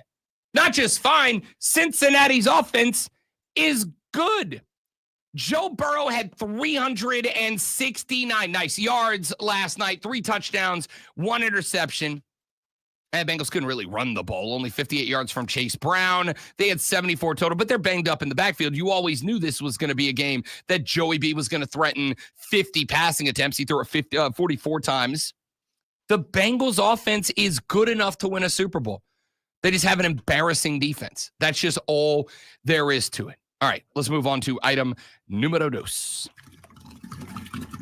Your 4 Heisman Trophy finalists were named yesterday evening during the College Football Awards show. They are Oregon quarterback Dylan Gabriel, Colorado athlete Travis Hunter, Boise State running back Ashton Janty, and Miami quarterback Cam Ward. Those 4 will be headed to the Downtown Athletic Club this Saturday night to find out who is taking home the trophy and is named via 900 voters nationally as the #1 most outstanding college football player in America. Gabriel, a senior quarterback who transferred from Oklahoma in the offseason, led the unbeaten and top-ranked Ducks to the Big Ten championship in their first season in the conference. They are also the number 1 overall seed in the college football playoff. Gabriel, averaging 274 passing yards per game, has thrown 28 touchdown passes with 6 interceptions, and has a 73.2% completion percentage. Good for number 2 in the country. 35 total touchdowns, tied for 7th nationally, and his career total of 187 tutties is the highest in the history of the NCAA. Travis Hunter, one of the greatest two-way players of all time, being compared to what Charles Woodson, the Michigan cornerback who won in 1997, did, but he played primarily defense. Travis Hunter's done it both and pretty much been split. Travis Hunter's offensive production dwarfs the offensive production of Charles Woodson. Selected all Big 12 first-team wide receiver, earned honorable mention for Offensive Player of the Year, leads the Big 12 with 92 receptions and 14 receiving touchdowns, second with over 1,150 yards and 21 receiving plays of 20-plus yards, leads the nation. He's also the Big 12 Defensive Player of the Year and a unanimous first-team defensive back, recording 31 tackles, which ties him for the Big 12 lead, has 11 pass breakups, tied for second with 4 interceptions. And there's Ashton Jeanty, a junior running back, one of the most productive seasons in college football history, 2,497 yards rushing, the 4th highest single-season total in FBS history, 192.1 yards per game as a running back, lead the nation, and are 58 more than the next highest average this season. Jeanty has rushed for 125 yards in 13 consecutive games and has gone over 200 yards in his past 2 games, a total of 6 times this season, averaging 7.26 yards per carry, has 344 rushing attempts, the most in FBS in the last 2 seasons. And then there's Cam Ward, quarterback, Miami, selected AP Offensive Player of the Year and Newcomer of the Year in the ACC Monday, leads the nation with a school record 36 passing touchdowns, 4,123 passing yards, 4,319 total yards, 343.6 passing yards per game, and 41 total touchdowns, ranks second in NCAA football this year. Also leads the nation's highest scoring offense, the Canes, averaging 44.2 points per game, and became the first Miami quarterback to post 7 straight 300-yard games ever, has 10 games with 300-plus yards, and threw 3 or more touchdown passes in 10 games as well. Look, the projected order of finish is going to be Travis Hunter 1, Ashton Jeanty 2, Cam Ward 3, and Dylan Gabriel 4th. That's just how it's going to shape up. We will talk more Heisman Trophy. I actually really like this year's race, specifically at the top. The 2 guys up top I find very, very interesting. Let's get to item number 3. I went back and forth on where this was going to land, but I'm going to go with this one. I don't necessarily know that this is one that a ton of you care about, but I do think it is a massive news story in the landscape of collegiate football. Carson Beck, his injury was not revealed yesterday, just that he is dealing with an elbow injury. There are no further details. On top of there being no further details, Georgia said nothing about his availability. Georgia said nothing about whether or not he would be available for the second round game that Georgia will play in. They are obviously on the bye after becoming SEC champions, but I can't imagine a world in which Carson Beck is anything less than really hurt if they didn't give any details at all. Now, there is obviously a possibility. Obviously a possibility that this is a ploy as much to get people worried as it is about protecting him and his injury from becoming public notice. There is the possibility it goes one of 2 directions. Carson Beck ain't that dinged up, and Kirby Smart and the gang are just playing head games. Head games. It's you and me, baby. To not let the winner of Indiana Notre Dame know which quarterback they got to prepare for. Or there's the opposite, which is Carson Beck's done for the season, and they're just going to keep that information to themselves as long as possible. Now, I don't think it matters all that much because I think Indiana Notre Dame is a very interesting game in round one, and I do not think that there is a 0% chance that the Indiana Hoosiers walk out of there with the dub over the Irish of Notre Dame. But I have no idea what to make out of the news that dropped from the camp of the Georgia Bulldogs last night. I have no idea if Carson Beck is going to be available or not. What I am going to say is Georgia has the second shortest odds in the land to win the national championship. Keep in mind, the Oregon Ducks are on the top half of the bracket. The bottom half of the bracket is SMU, Penn State, Boise State, Indiana, Notre Dame, and Georgia. Lonzo, if everybody in that bracket is 100% healthy, Georgia is the faraway favorite to win it, right? Like I can't put anybody else in there. I'm intrigued by Marcus Freeman's Irish. I'm intrigued by Penn State, but they're held back by James Franklin. I think, honestly, Georgia's got about as good of a path to the national championship as you could have possibly ever asked for. But if Carson Beck is out, if Carson Beck is unavailable, that bottom bracket is wide ass open. When they had to bring him back in for that last, his arm was hanging. It was hanging there. No, I mean, medicine has advanced a great deal in the last 5 years, probably. But I don't know if you fix whatever that is. No idea. I am not a doctor, nor did I stay in a Holiday Inn Express last night. You know what I am? A guy who knows ball. If Carson Beck's unavailable for the Georgia Bulldogs, SMU, Penn State, Boise State, Indiana, and Notre Dame all become that much more likely to be a shock team to make it to a semifinal and perhaps a final. All right, we'll talk more college football as we move forward with the bracket. We have got a lot more we got to talk about on the radio program today. So if you want to get in, now's the time to do it. The renewal by Anderson of the Carolinas fan phone is right there for you. 844-326-3663, 844-FANFONE. You can text to 71307 on the text line, 71307. Start your text with FAN, F-A-N. We'll read them on the air. You can tweet me at The Rob Brown Show, tweet Lonzo at Lonzo one word, tweet us all at The Fan Upstate, and hit the Ray Memorial text line by going to the Odyssey app, the Fan Upstate page, clicking the circle button with a microphone in it, and leaving that 60-second voice note. Dan just made a Peter Pan joke on the thread. I'm not going to read it, but, Dinklage, Mayhew, and Pan. Yeah, it's probably for the best. Back after this on the Rob Brown Show on the Fan Upstate. QC. All right, guys, quick live, and we're coming back. Stay right there for me, please, and thank you.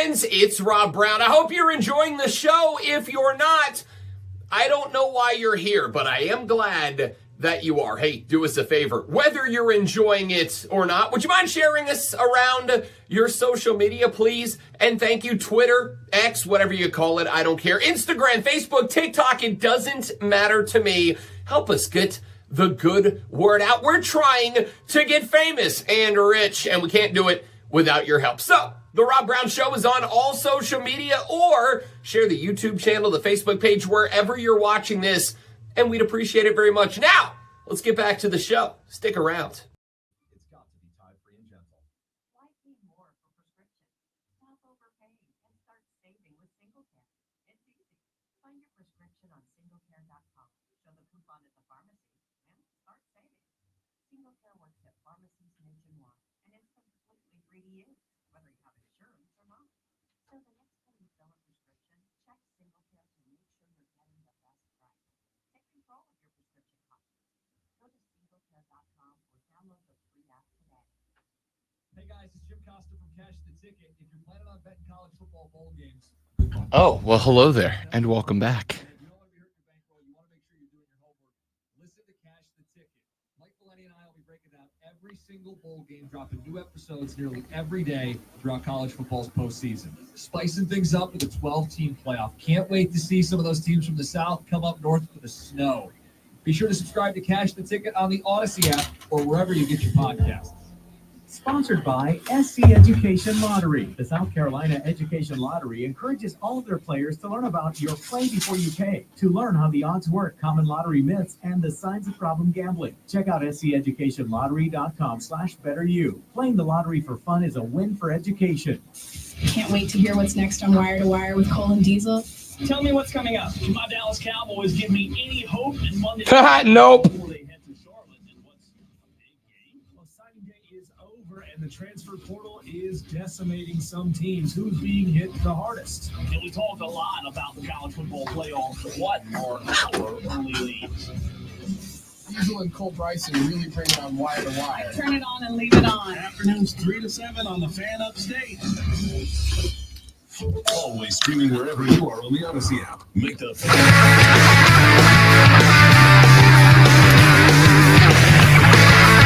TheFanUpstate.com, ladies and gentlemen, is right there for you. And not only is it available 24/7, 365 to stream the station and the show, but every hour of the show gets posted on the website, meaning if you miss an hour, no, you didn't. Go to TheFanUpstate.com. Go to the top where the podcast section is, drop it down, select the Rob Brown Show, and you, my dear friends, can go back and listen to any hour that you may have missed at your leisure and on demand. It really is that simple. So, I do want to have a conversation about some comments made by Colorado State head coach Jay Norvell. Jay, yesterday, got in front of a microphone doing a press conference, and the transfer portal window is officially open. Players can go ahead and jump in now. As you heard Diesel in an advertisement just mere moments ago for our afternoon hit show, Wire to Wire with Cole and Diesel. He said the transfer portal is open and it is starting to decimate some teams. I don't know if Diesel's being exaggerative or if he genuinely feels that way. Stay tuned for Wire to Wire this afternoon from 3 to 7 p.m. to find out. But what I can say right now is this. Better figure out how to recruit the kids.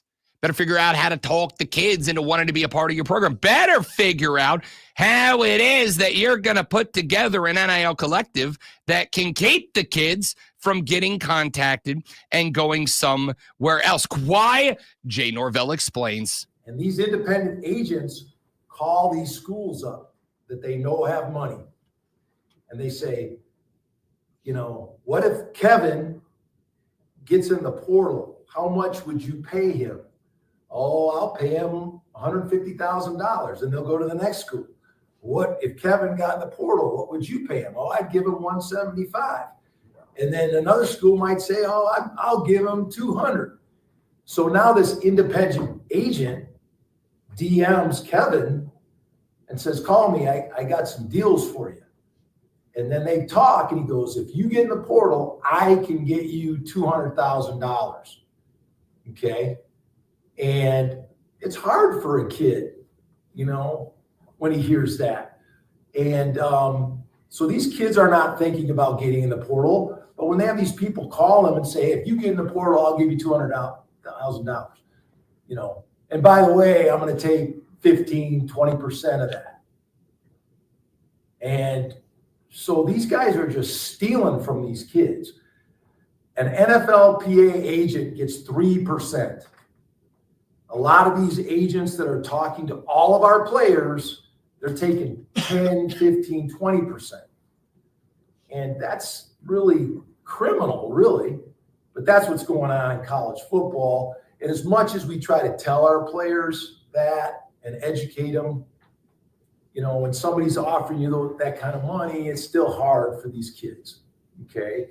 And so, you know, that just kind of gives you an idea of what's happening, and it's unfortunate. And like I said, we talked to our top 26 kids.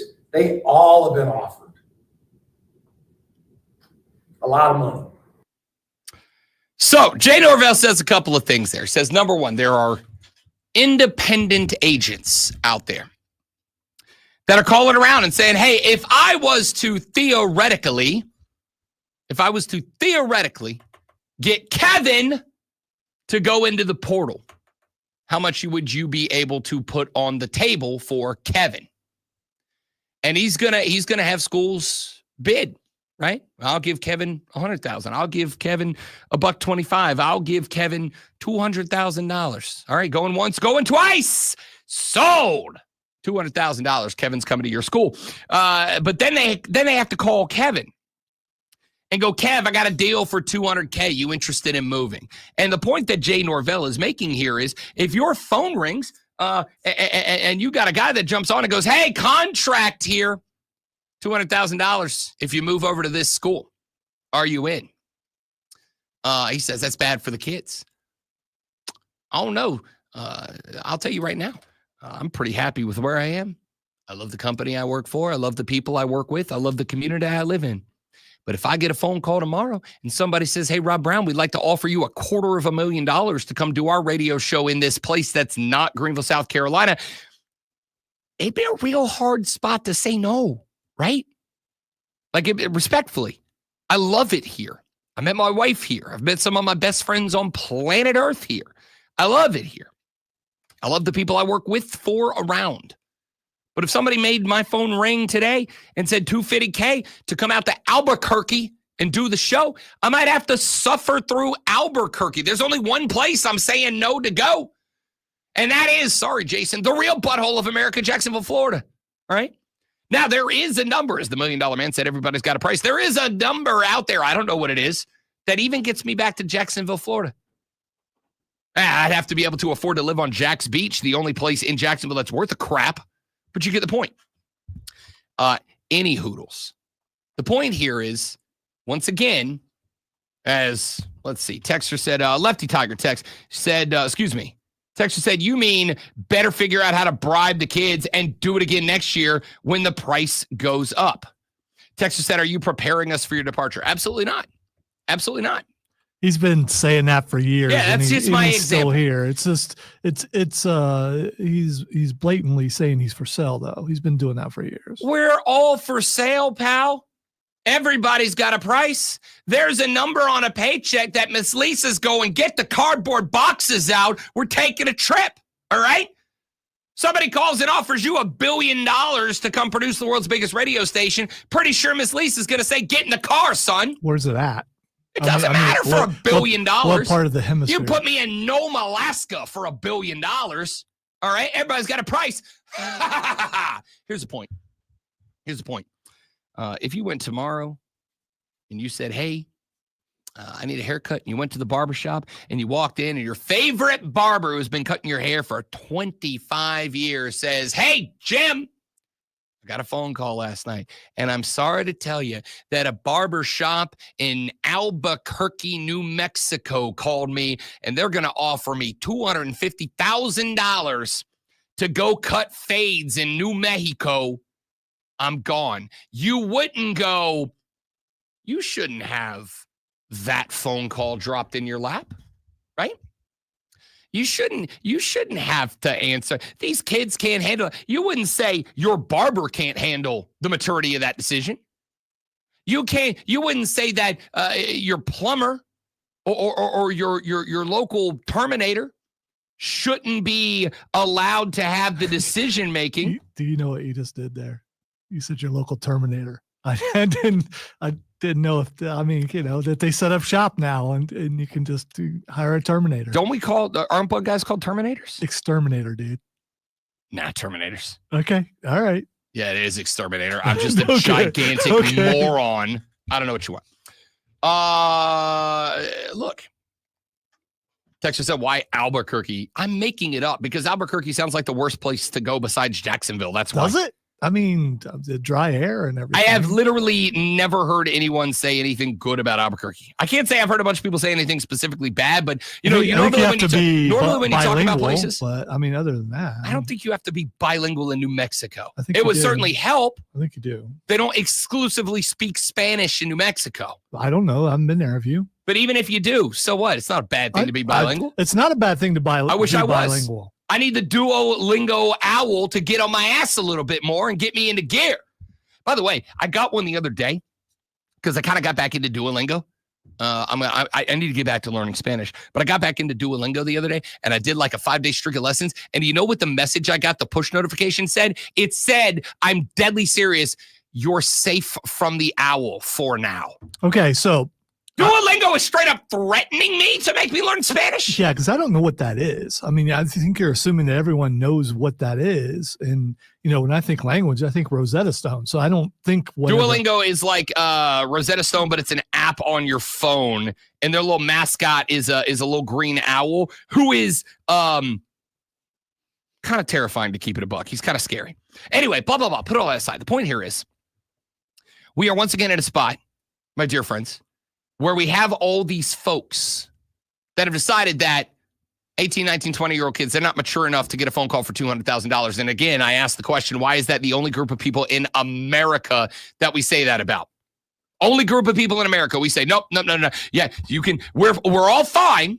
And again, I'm going to go ahead and upset some of you. We're all fine with 17-year-olds being able to sign up and put themselves in the military, but not get a phone call to say, we want you to take a big check from Bob's used cars.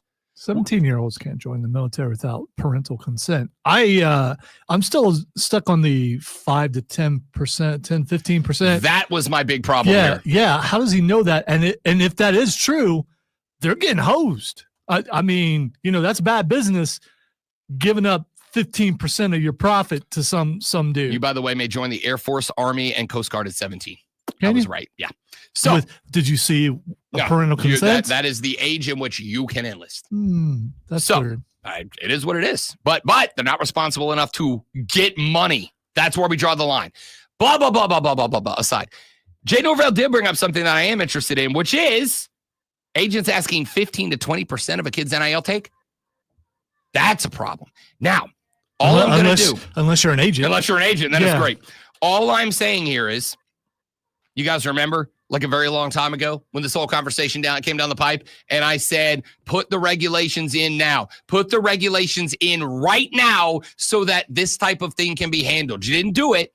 And yes, while I think kids should be able to take NIL, the fact that they are being predated on by agents like this is kind of a bummer. It's kind of a bummer.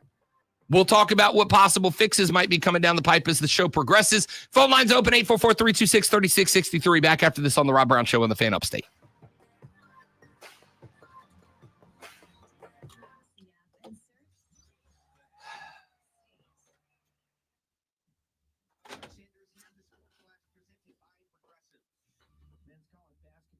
I'm flattered, Luke. Thank you. Oh, it's not true because I would have a problem with that. Did a Man, I gotta go. did a double take on December 10th. I don't Rob know Brown what- Show. What do you want to talk about? I don't know what to tell you. It hurts my head a lot. Okay, I'll send an email to the promotions department, and they still have time. I mean, they should be able to get to you before the tickets. I don't know why you're the second person to call and say that, so I will get a hold of them today when they get in the office. Again, once I give the tickets, it's out of my hands, but I will ask them why. All right, thanks. Yep.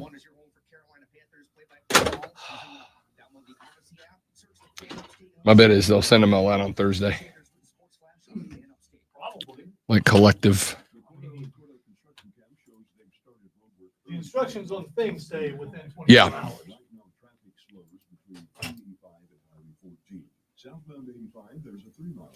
Give me 45 seconds, guys. I'll be right back. Got to take care.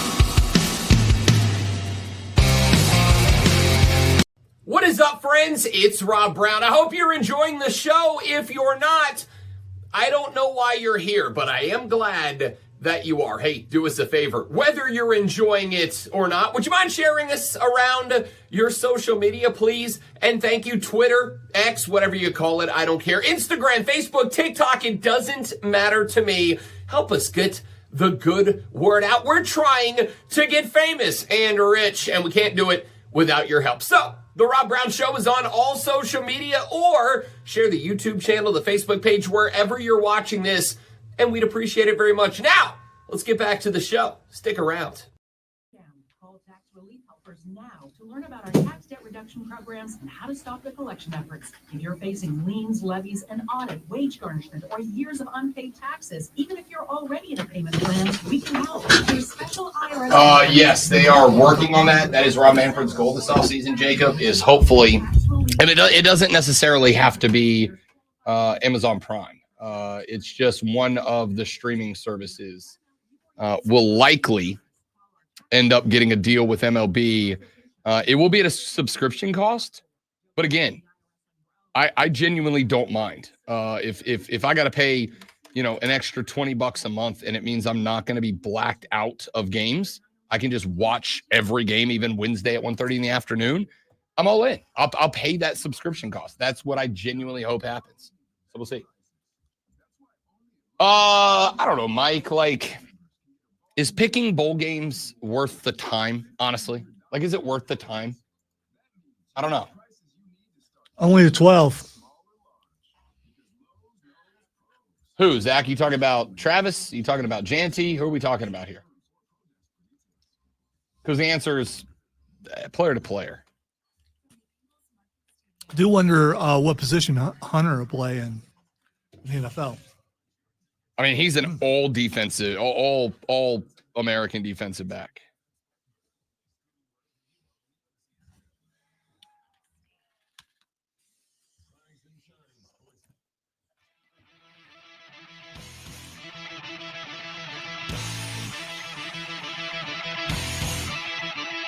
I do want to be clear about one thing in this conversation we're having. If you missed it in the last segment, I played you a clip from Colorado State head coach Jay Norvell. Sorry, we're talking about Heisman players in our live stream, which you can join, by the way, at facebook.com/thefanupstate by searching and subscribing to The Fan Upstate on YouTube, or searching and subscribing to The Rob Brown Show on Facebook, on YouTube, or on Twitch.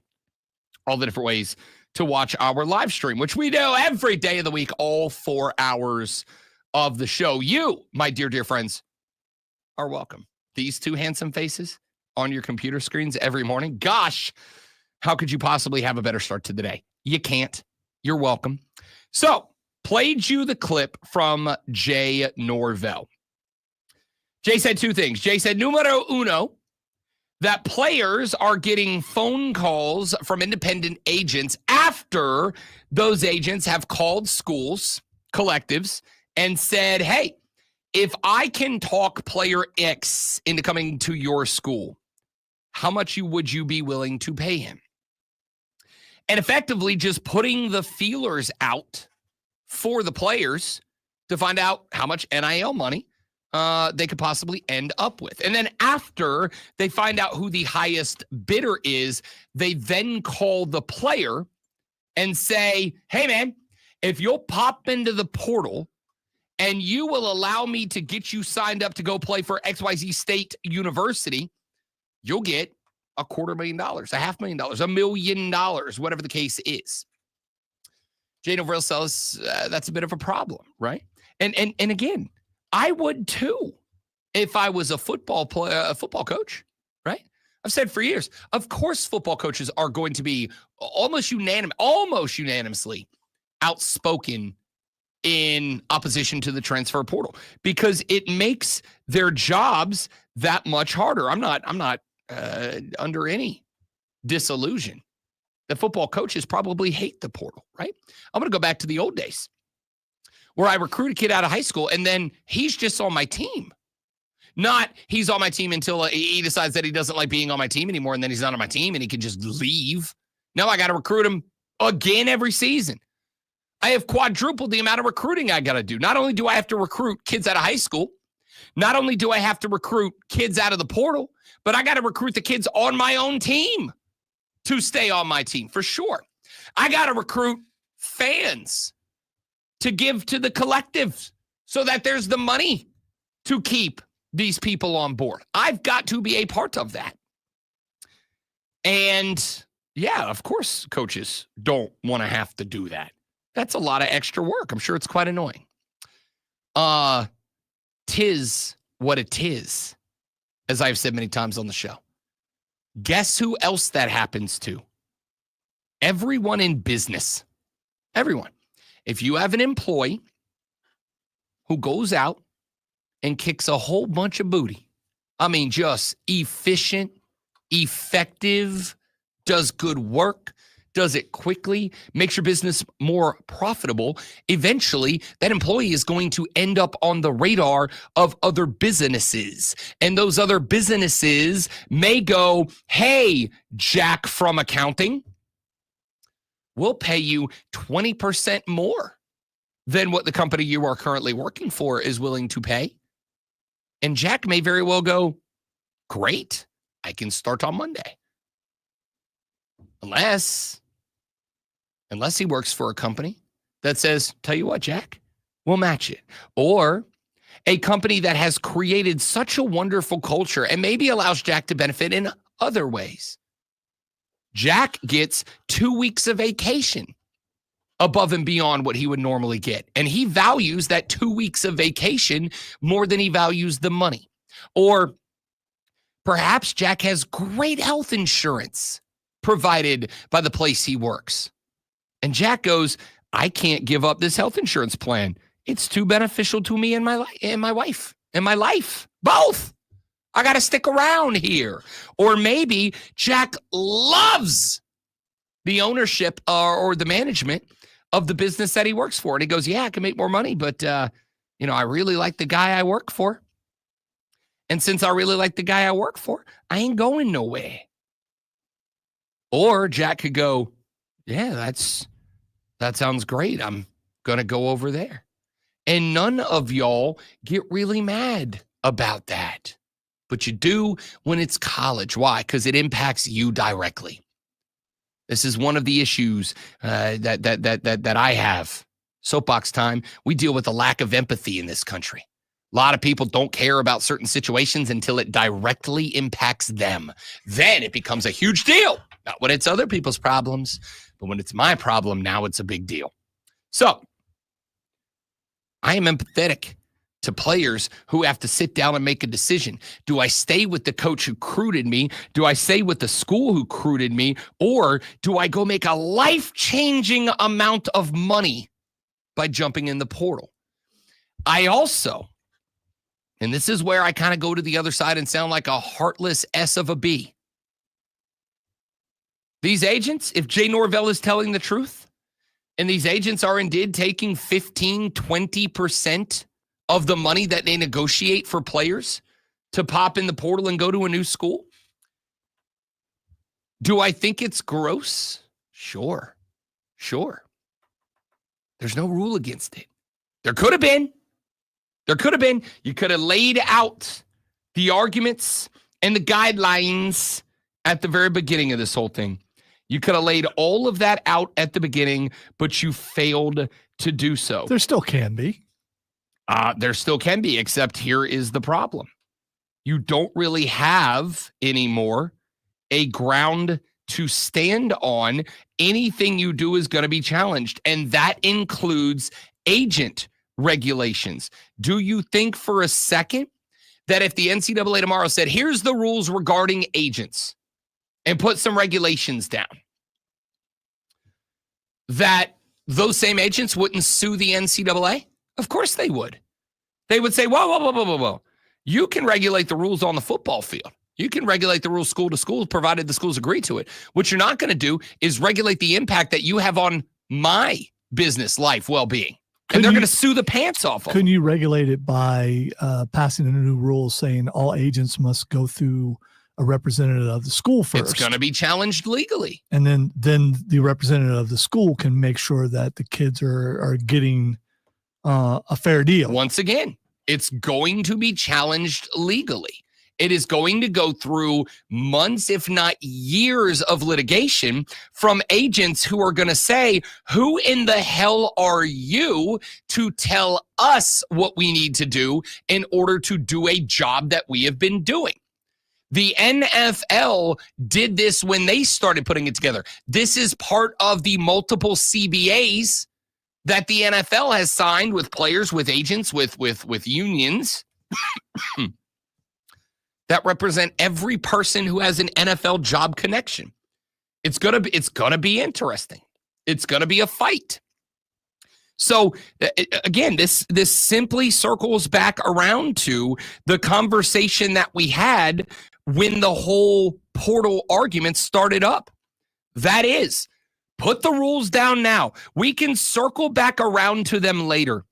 We can circle back around later to these are good rules, these are bad rules. We challenge these rules, we fight these rules, whatever. We can circle back around to that. But put them down now. And you didn't. Knowing that eventually litigation was going to rule the day. Do I think if Jay Norvell is telling the truth, and for the sake of the conversation, let's assume that he is. Again, I think coaches, and this may shock you, I think some coaches might lie. I think some coaches come on, might lie. Come on. It's a very honest profession. They don't do that. I think these coaches might lie in order for their argument to have more weight. They may tell some fibs, some little harmless white lies because they're anti-portal. Of course they're anti-portal. I don't blame them for being anti-portal. I would love to be anti-portal if I was a football coach. Of course, I don't want to make my job more difficult. Of course I don't. This is why when coaches say this stuff, I'm willing to take them at their word for the sake of the conversation. If it turns out that what Jay Norvell is saying is not true, then this conversation was a waste of time. But let's say for the sake of the conversation, that everything Jay Norvell is saying is the truth. Is there an issue ethically with agents doing this? Sure. But I also think that agents are providing a service to these players that engages the transfer portal. These players may not have anybody in their back pocket that can make the phone call around the landscape of collegiate football to find out what their market value is. An agent does that for them. And even if they do it independently, without actually being assigned or signed to a contract by the player to do the representation. There is right now no union. There's no collective. There's no group. Agents can call anybody they want and go, hey, if I was to theoretically get Will Howard out of Kansas State and get him to Ohio State, how much would you put on the table out of the NIL collective?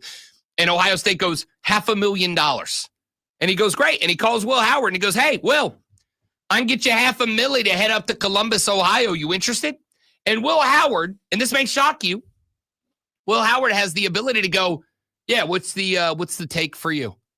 What's your percentage of that $500,000? And the agent goes 20%. And Will Howard could go, no, I'm good. No, I'm good. And then he can call Ohio State and go, hey, I heard you got $500,000. You know what I mean? Like there's options here for the players. And as I have said, since the beginning of the NIL era, if the players want the adult opportunity to sign NIL deals, then along with that comes the adult consequences of it. I've always said that about entering the portal and then not having a team sign you. And your old team going, nah, brud, hit the bricks. You're not welcome here anymore. And you have just transferred yourself out of college football. That's an adult consequence that comes along with the adult opportunity of entering the portal. And it is something that players are learning the hard way every year. It sucks. I hate it for them, but it is what it is. If I was to leave a job here that I very much love and enjoy and feel comfortable and confident that there's job security here, the bosses like me. We have won 3 Crystal trophies in this building. We're fine. If tomorrow somebody called me and said, Rob, $500 million to come up and do the show, and I say bye-bye, there's no guarantee that I don't get there, work for 2 or 3 or 4 weeks, and then they go, actually, we're flipping the format to a country music station now, so Rob, you're unemployed. And guess what? There's no guarantee that I get a call from the fan upstate going, hey, you're welcome back here. They may go, screw you. You left us high and dry, bud. We don't want you back. And the adult consequence now falls on me to deal with that. That's how the game gets played. Okay? That's how the game gets played. So, with all of that being said, do I find it gross? Do I have an ethical problem with it? Yeah, absolutely I do. But the players also, by not having these agents, these independent agents, sign the contracts, the players also have the right and the ability to say no to them.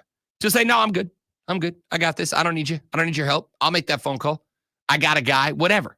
So it just kind of is what it is. It just kind of is what it is. Like it's how the real world works.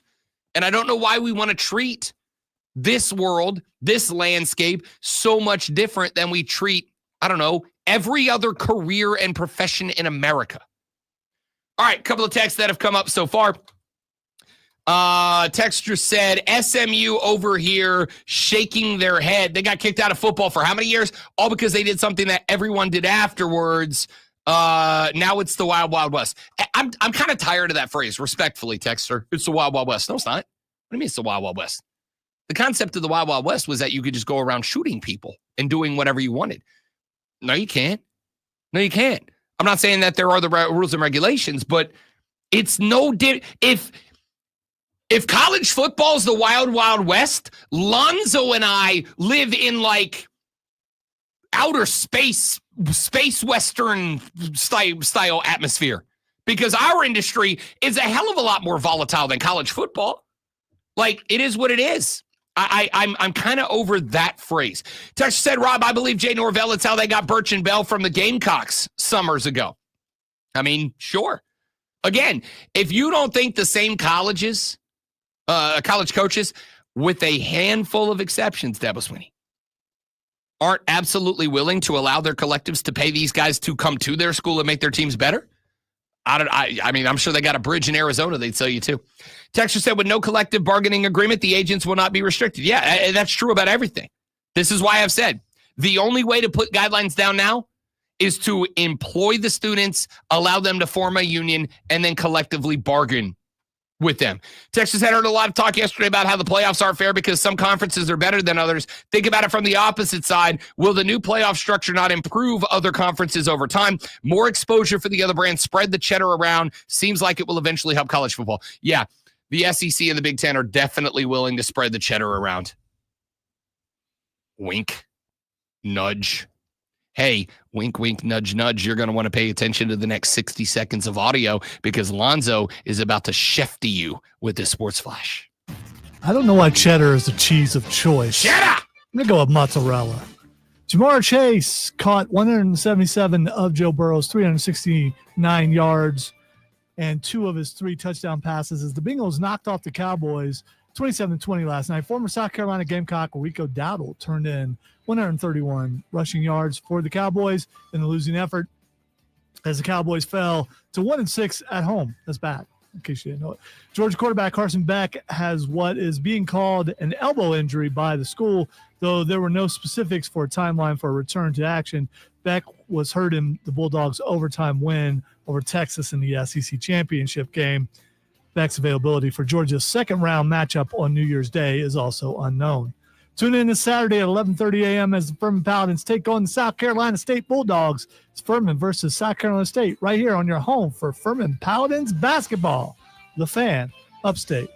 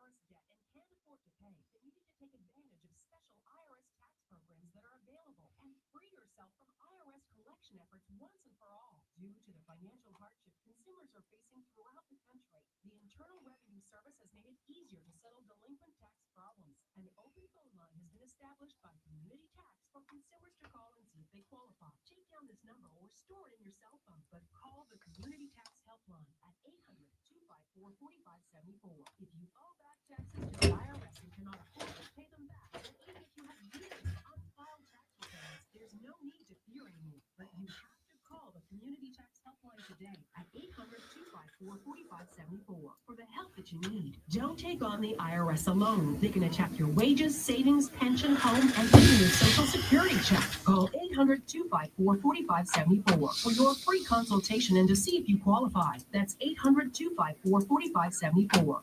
Do you know the most important factor in your company's success? I mean, they could have NCAA agents, but again, you're gonna have to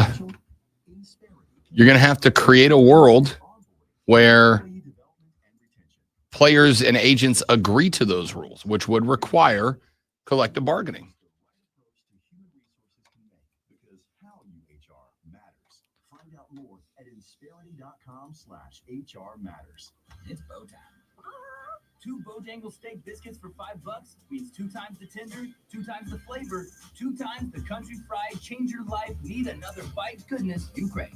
Order yours today. It's bow time. Meet Cheryl. Hey, she's on vacation and lost in the moment. Unfortunately, so is her Chase debit card. It's gotta be somewhere. Maybe she lost it at Salsa Night. These skirts should have pockets. Or maybe she lost it at Pilates. 3, 2. But she's not worried. With the Chase mobile app, she can lock her card till it turns up. Tools that help protect. One bank that puts you in control. Visit chase.com/checking. Chase, make more of what's yours. Chase mobile app is available for select mobile devices. Message and data rates may apply. JP Morgan Chase Bank and a member FDIC. Pizza just goes better with Pepsi Zero Sugar. But don't take our word for it. In fact, don't take any words for it.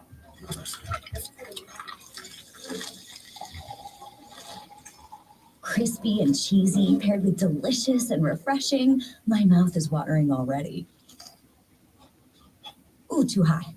Yeah, we've all been there. Every bite is better with Pepsi. The Fan. Upstate. WYRD Greenville. WORD Spartanburg. WFBC HD3 Greenville. W249GL Greenville. W246CV Spartanburg.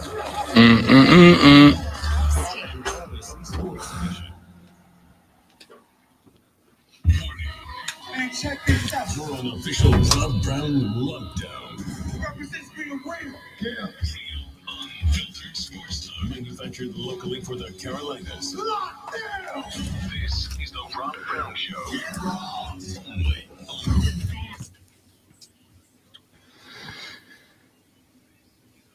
And off we go into our number 3 of the Rob Brown Show right here on the Fan Upstate. Rob, Lonzo, you be a part of the show. 844-FANFONE, 844-326-3663. That is the number to be a part of the radio program today. You may text us on the text line at 71307. Start your text with FAN, F-A-N, FAN, F-A-N, and we will read them on the show. You can tweet me at The Rob Brown Show. You can tweet Lonzo at Lonzo on Word. You can tweet everybody up in the hizzle at The Fan Upstate. And, of course, on top of all of that, you can use the Ray Memorial Hotline. Go to the Odyssey app, AUDACY, put it on all your digital devices. And once you do, search the Fan Upstate. When you get there, click on the little heart icon. Once you do that, it's going to add the Fan Upstate to the home screen of the Odyssey app for you. Then every time you open the Odyssey app, you can just click right there on the homepage, take you straight to the station. And once you get to the station page, you're going to see right at the top in the middle a little button that's a circle. I think it's a rectangle, or not a rectangle, but like a what do you call a rectangle, but it's rounded? What's that shape? It's like long and skinny, but then the edges are round. Is it an oval? It's an oval. It's an oval now? I believe so. Yes. I thought an oval was round, just an elongated circle, but it was still round. What you kind of described. Straight lines on the top, curved edges. It's an oblong oval. But it's not an oval anymore, is it? I don't know. Whatever shape it is, click on that button. You can drop a 30 to 60-second voice note. And if you do, and if it's good, Lonzo and I will read it on the air. We'll play it on the air. I may have to edit it, clean it up, because that is, you can say it anything you want, anytime you want, day, night, rain, shine, January through December, doesn't matter the state of mind you're in. Say whatever is on your noggin, and I will clean it up and we'll play it on the show. Possibly an ellipse. That might, isn't ellipse just ovular though? I don't know. It's like bad geometry class up in here. I don't know. We have some research to do. We have some research that we got to learn shapes on the show today. That's where we are, ladies and gentlemen. Hey, it's 8 a.m. You know what we do at 8 a.m.? We do the Audio Blitz, the best audio that we have had since the last time we did the Audio Blitz. Now, I do have a bit of a theme on the show today. We're going to play some of the audio from the Simpsons stuff. All right. It's a rounded rectangle. I looked it up, and that's what it says. Hammer on nail. And then it gives exactly what you're describing as it's got to have a name. Also a stadium. It's called a stadium? Yes. Go to the Fan Upstate page and click the stadium. I'm not going to say that, because sports fans are going to be spending time looking for a picture of Jerry World on there to click. Say stadium-shaped button. Click the button that says leave a voice message. All right, just click that button. 30 to 60 second All right, voice geometry message. class is over. Yeah, I agree. Let's do the show. Let's start with this one. Ladies and gentlemen, the Chicago Bears. Yeah, Lombo, just curious, what'd you think of the whole Matt Eberflus no timeout deal on Thanksgiving? And then there was also a report that came out today, I think from Dan McNeil, that said Jim Harbaugh was interested in the Bears job, or at least talking to them in January, and Kevin Warren just kind of nixed that. I don't know if that's the Ohio State-Michigan deal, but are you confident that the Bears are going to make the right hire this upcoming cycle? Because we've been led to believe that Kevin Warren is going to have like a massive hand in hiring their next head Remember, coach. Kevin Warren was deciding the feng shui of the suites in the new stadium on Hard Knocks. Yeah. Watching it. Yeah, well, you can do that, and you can run a team. Look, Kevin Warren's running the team. Let's make no mistake about that. Okay, you can sit there and say that somebody else is he is, and that story that was written about Jim Harbaugh is completely true. Now, remember, Warren and Harbaugh, Warren being the commissioner of the Big Ten, and Harbaugh had some differences, and I think it let it spill over. But there were two teams that Jim Harbaugh would have loved to work for, I'm sure, last year. The Bears, who he played for and was the number one pick for, and then the Las Vegas Raiders, who he worked for in his first coaching job. Neither team decided to go after him. Why? I don't know. To me, if you're Kevin Warren, the object of this is to get the best coach available. And Jim Harbaugh would have been the best coach for your team. Now, you would have had to fire Eberflus. How about that? The Chicago Bears could have had Jim Harbaugh. I'd say Jim Harbaugh's doing pretty good over there with the Los Angeles Superchargers. I'd say that Jim Harbaugh's got that team pointed in the right direction. They're running the ball. They're throwing the ball. They have got one of the best defenses in the National Football League. Could have been the head coach of the Bears, but they decided, let's keep Matt bleeping Eberflus. Yeah, he could have went and won that division. He can't win the one he's in, but he could have won that division. He could have won that one. That is a fact. That is a fact. And worked with a brand new college quarterback who Jim Harbaugh the year before that took a very average college quarterback and won a damn national championship with him. You don't think that was the right call? Lulz, Chicago. Your ineptitude is right up there with the Dallas Cowboys. I like when smart knowers of the ball validate a take from one Rob Brown, like Rick Neuheisel did. This is why the committee is such a beautiful thing. It is so subjective. You can do dang near anything you want. Really. And we have never in the history, so don't be surprised by this. Don't act like you got to change your schedules going forward, because they've never given a dang about schedules toughness. They've never put their foot down and said, don't schedule soft. Not in the history of this is the 11th year. Never one time have they given a dang. Jeff Long told us as much. Yeah, but have you seen them play? I mean, that was the first committee chair. Told us, if you just look at them, this is who you like. And Alabama has absolute warts. They lost to Vanderbilt and looked bad doing it. Came apart at the end, disheveled, no discipline. They lost to Oklahoma, scoring 3 points to a team that's 6-6. The very next week got beat badly by LSU. I mean, what are we saying here? This was not a vintage Alabama team. They've been to the playoffs 8 of 11 years. This was not a team that, even though there were 12 spots, is a playoff team when ranked against those others. Now, I know you don't rank them against the others, but this is the beauty of college football. Water cooler talk, the conversations that happen, because it's been subjective since the beginning of time. Thank you. Thank you, Rick Neuheisel, for literally saying everything that I said. Bama would have been in, but the losses, not just the losses, but the badness of the losses. A. B, it is entirely and completely subjective, always has been, always will be. And C, that's never going to change for 2 reasons. Number one, there is no way to change it. There is no objective way to measure it. And B, it generates so much buzz and conversation that it is always on the forefront of America. And therefore, why would you change it? At the end of the day, as the old phrase in our industry goes, talk good about me, talk bad about me, just talk about me. And college football has created a world in which they own the sports talk landscape for about 8 weeks leading up to the playoffs. They ain't going to change a damn thing. Rick Neuheisel, I was going to say Rick Neuheisel's right. Let me phrase it the correct way. Rob Brown is right, and Rick Neuheisel agrees with him. Here's the thing. He lost me at the beginning with his improper English. It was horrible. English teachers cringing out there. And then as we all know, Lonzo is the flawless master of the English language. Never a mistake. I'm actually a scholar off the air. I just play this guy on the air. I also was curious about his accent because I've heard him before, and I always wondered where. No, guess Guess where he's from? They'll look it up. Minnesota. I'm just Close. just ranting really, on Minnesota. Really close. Wisconsin. Yes. Yeah. Wisconsin, Minnesota, somewhere up there. Somewhere up in that area.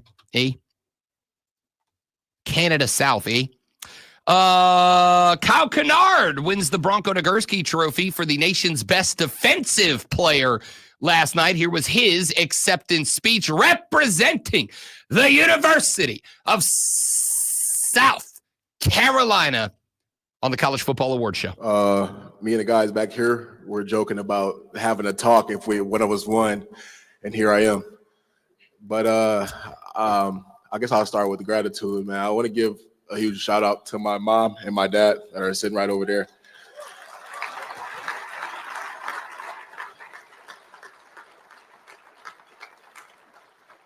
As well as my little brother over there, who I try to be a positive role model to every day. And I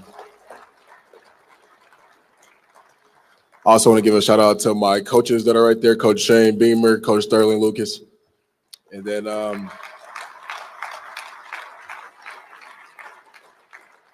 honored to win this award.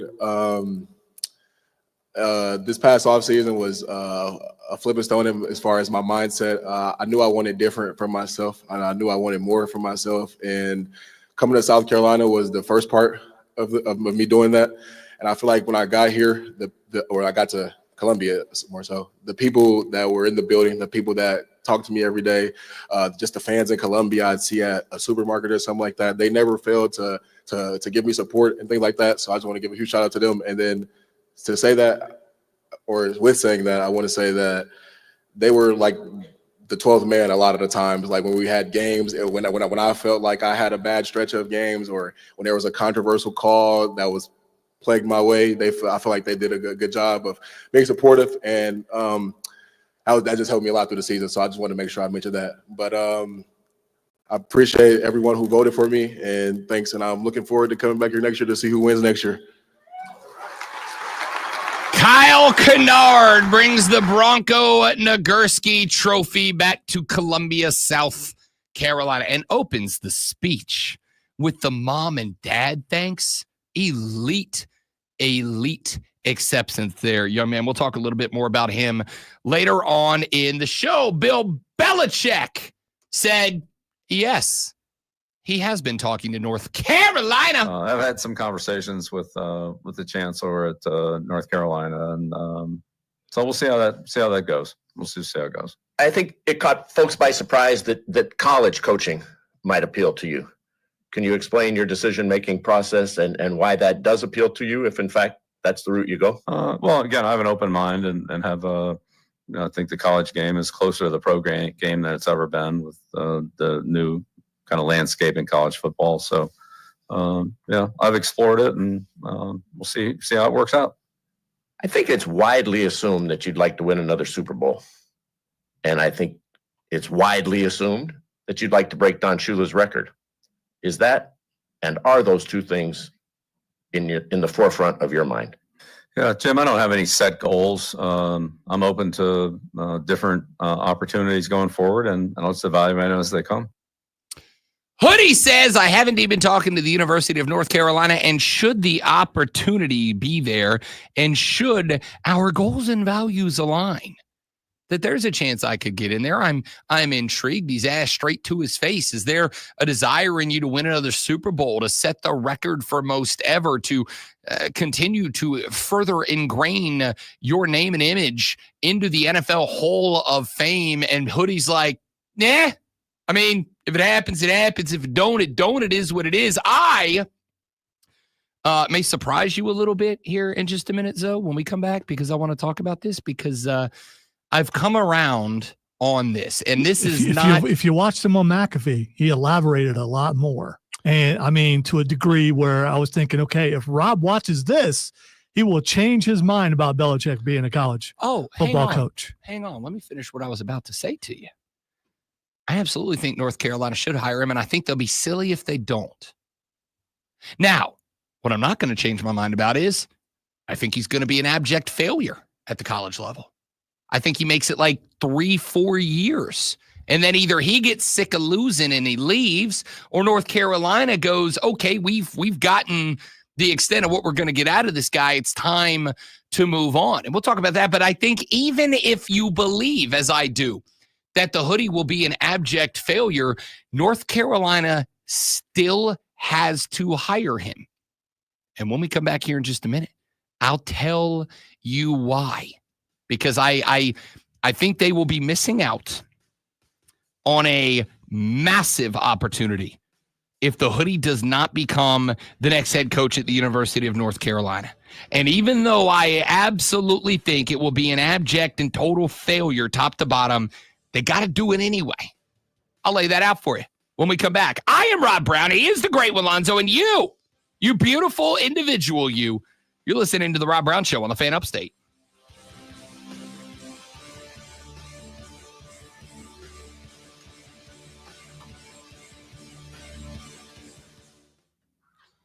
Mario just texted me at whatever o'clock in the morning it is.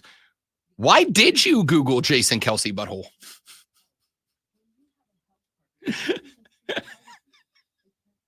So he's asking you instead of doing it himself. Yeah. Okay. That's questionable production work right there is what that is. He may also be at work. That's also fair. That's also very fair.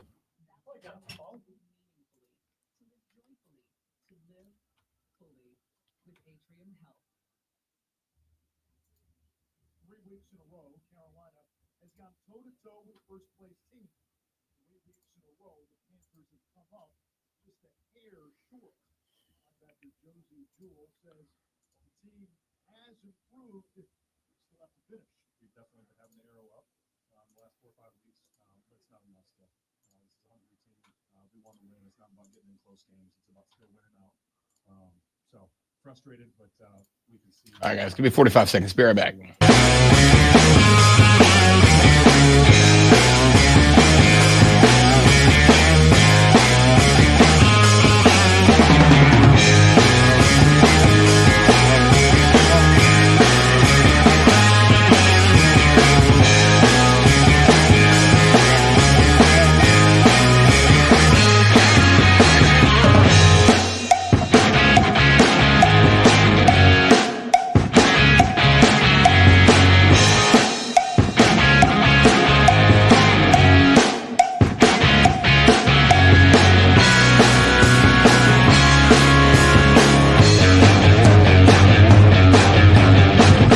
What is up, friends? It's Rob Brown. I hope you're enjoying the show. If you're not, I don't know why you're here, but I am glad that you are. Hey, do us a favor. Whether you're enjoying it or not, would you mind sharing this around your social media, please? And thank you, Twitter, X, whatever you call it. I don't care. Instagram, Facebook, TikTok, it doesn't matter to me. Help us get the good word out. We're trying to get famous and rich, and we can't do it without your help. So, The Rob Brown Show is on all social media, or share the YouTube channel, the Facebook page, wherever you're watching this, and we'd appreciate it very much. Now, let's get back to the show. Stick around.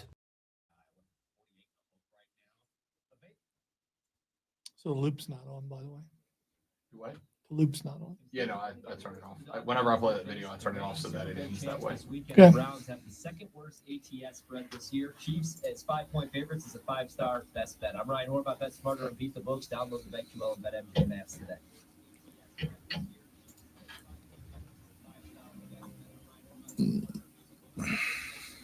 Life insurance. Why are you putting it off? Can't afford it? Too much hassle? Think you don't need it? There's lots of excuses for putting off life insurance. But if you weren't there, who would pay the mortgage and other bills? With Ethos, you could be covered in 10 minutes and boom, family protected. Ethos, fast and easy online term life insurance. Up to $2 million in coverage with no medical exam. Some policies as low as $1 a day. Answer a few health questions and get your free quote at tryethos.com. That's tryethos. Open enrollment is going on. Did you ever see the movie Singing in the Rain? Oh, God, when I was very young. Yeah, that's a lie. Because old people do not do that in the rain. The rain makes you hurt. It's such a lie.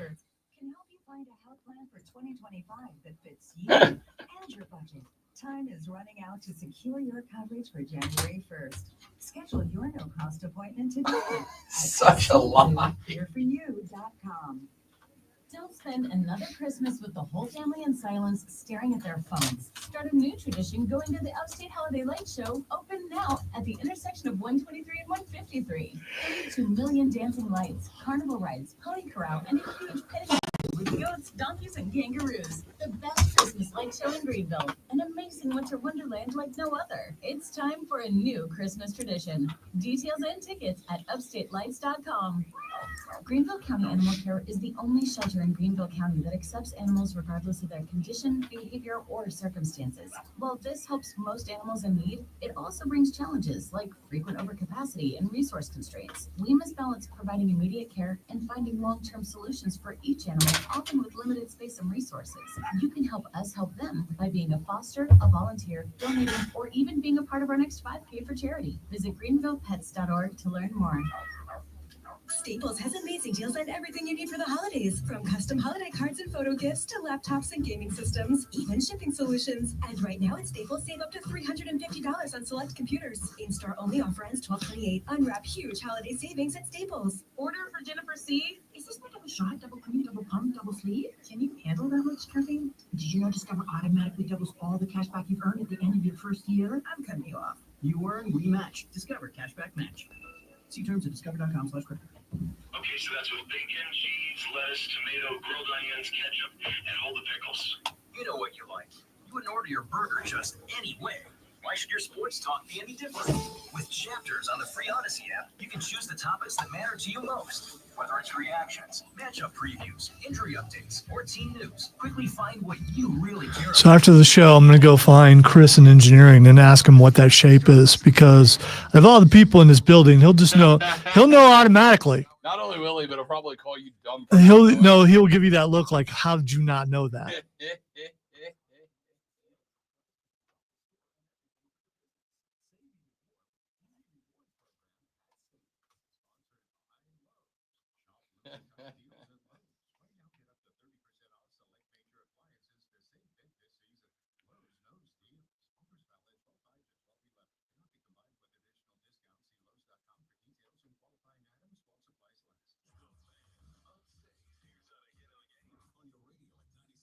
FM, 1330 AM, Greenville, 97.1 FM, 950 AM, Spartanburg. Listen on your phone, download the Odyssey app, and search The Fan Upstate. There's a whole lot more to know about sound if you really want to go into the subject. Your smart speaker. Just say play 97 The Fan Upstate on your HD radio at WFBC HD3. There's just one more thing. And on your computer at TheFanUpstate.com. Call or text line. 71307.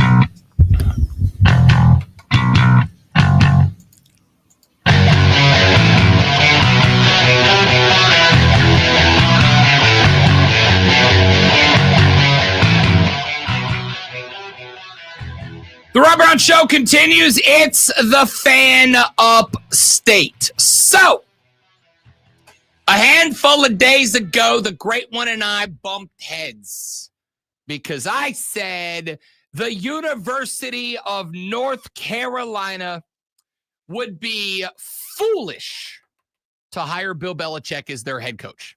It would be a mistake because the hoodie will not succeed as a college football coach.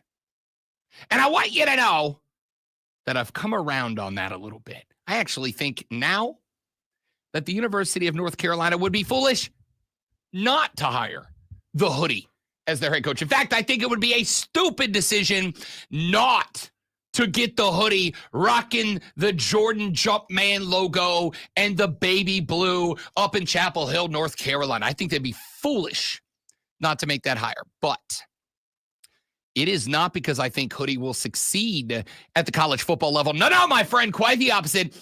I think the hoodie will get it handed to him at the college football level. And there's a variety of reasons that I believe that. I gave them to you the other day. Short and sweet. Hoodie's a 72-year-old guy that's going to, for the first time, step into the world of communicating with teenage boys, communicating with guys in their early 20s the first time. Now, yes, I am sure that Hoodie had a couple of draft picks that came into New England that were young cats. But here's the thing. New England, Bill Belichick was a dictator, a tyrant. He had full and complete control over everything. And he has said that time and time again. When I was there, it was my way or the metaphorical highway.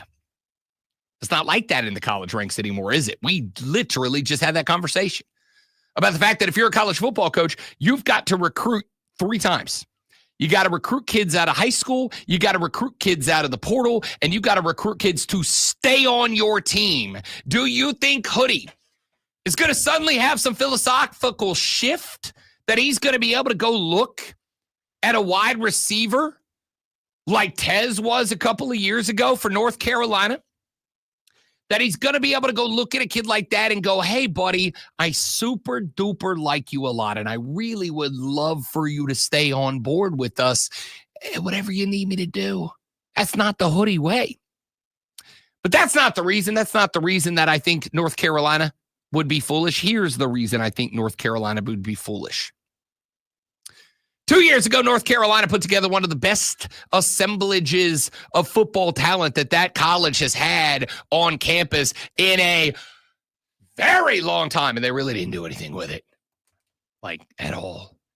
Last year, pretty good team. Didn't really do much with it. This past year, not as good of a team. Sans one New England Patriot quarterback Drake May. Still a pretty good assemblage of talent. Didn't do anything with it. From the coaching perspective, it can't really get much worse. But there's another element of college football, an element of college football that has been discussed at great lengths over the past 2 years. And that element of college football is brand awareness. Now, North Carolina's got something going that's very nice for them. That is a direct connection, not a connection, the lead on the marquee of the Jordan brand. When you think Michael Jordan, you think 1, Chicago Bulls, 2, University of North Carolina. It's a nice brand to have attached to you. Branding is as important in the landscape of college football as anything else is. You heard Rick Neuheisel talking about that just mere moments ago in the last segment. Brand awareness is massively important in college football. Look at the University of Colorado. Genuine question. When was the last time that the University of Colorado was a front runner in the attention of the nation? I'm going to submit it was 1990 when the Buffaloes won a national championship. It was 2023 when Deion Sanders showed up on campus. From 1990 to 2023. I'm real bad at math, but I believe that's 33 years. The University of Colorado was not a topic of conversation amongst the collegiate football landscape. Then Deion showed up. And again, I don't think Deion's a great X's and O's coach. You know what I think Deion is? A wonderful celebrity, an outstanding hype machine, and a guy who's done a pretty good job assembling talent on a coaching staff around him. Bill Belichick is just a 72-year-old version of what Deion Sanders is for Colorado. Will it have the same outcome? Will Bill Belichick be able to get Travis Hunters to come play there? I don't know. But I'll tell you what else Hoodie can do, and I know Hoodie can do, that would be big. Hey, Lonzo, even if you aren't necessarily super jacked up about playing for a 72-year-old Bill Belichick, would you feel different if, let's say, you as a 5-star wide receiver recruit were introduced to new wide receivers coach Julian Edelman? Because I would feel a lot better about that. Would you feel better if you were introduced, not to 72-year-old head coach Bill Belichick, but you were introduced to linebackers coach Teddy Bruschi? because I would. I'd feel a lot better about it. Would you feel better if Bill Belichick assembled, as Deion Sanders did in Colorado? Okay, I'm waiting for you to talk about a player. All I see are TV guys if I'm a young kid. And? Okay. All Deion was a TV guy until he was a coach. Kids care about names. All these guys are names they know. Because the other thing you have to keep in mind, and this is something that I, as an aging man, am having to come to grips with. Every time I watch the Carolina Panthers play and J.C. Horn makes a move, I am reminded of the fact that I watched his father, Joe Horn, play NFL football when I was already a grown-up. The kids that are entering the college football landscape, Zoe, they were being born when Bill Belichick was really hitting his stride. They were children when Tom Brady was at his best in New England. They were in high school when Brady won his last Super Bowl as a Buccaneer. They were probably in middle school when he won his last Super Bowl as a Patriot. They know what the Patriots are. They know the Patriots dynasty. They know all about what Bill Belichick did in Foxborough, Massachusetts.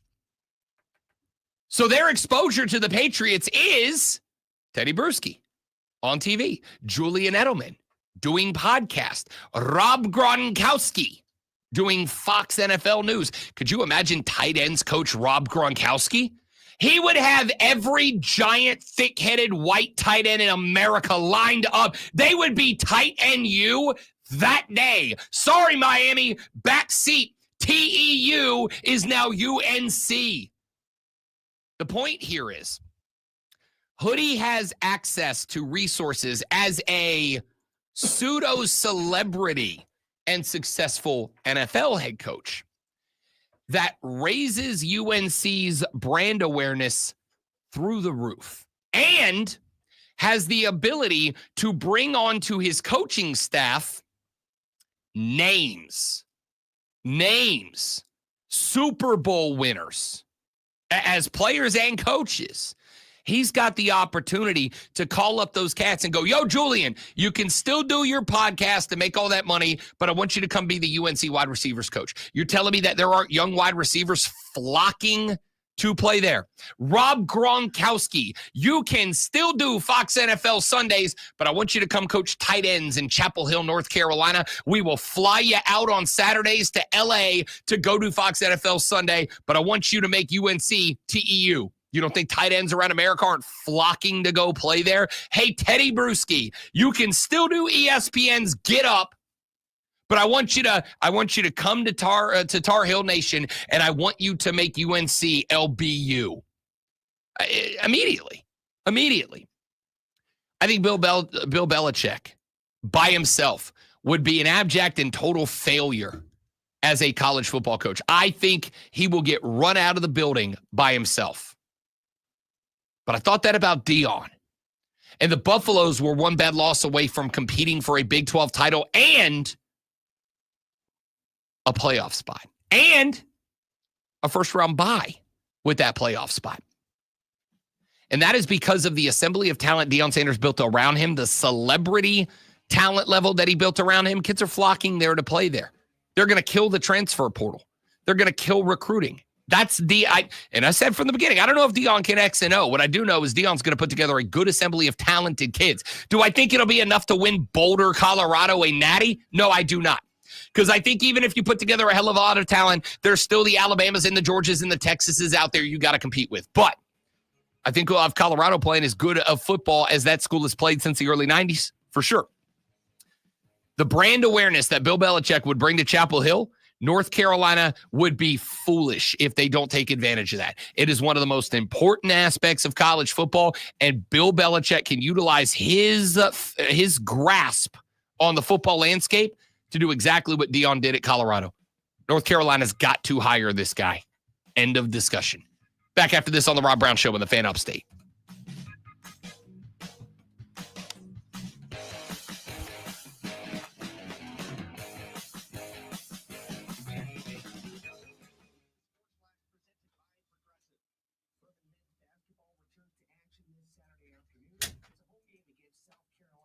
go, baby.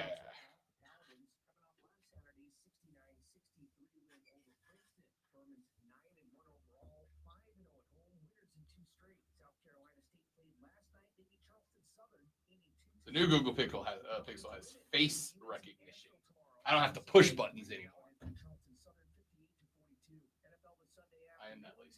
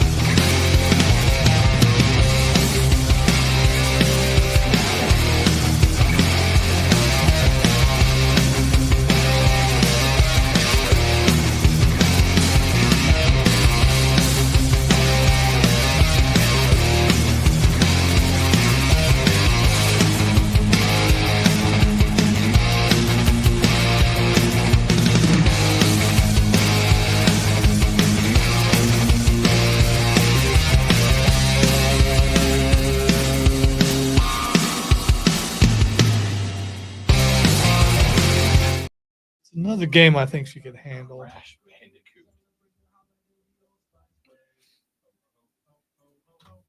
working on her hand-eye coordination. If she gets better at stuff like Spyro, it will help her with basketball. Attention to detail and all that stuff.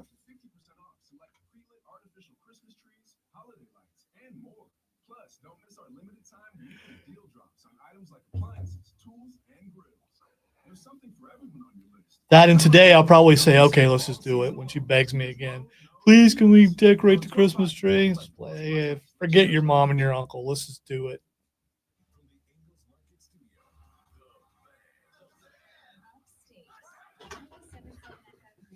Then at 5:30, I'll go to bed.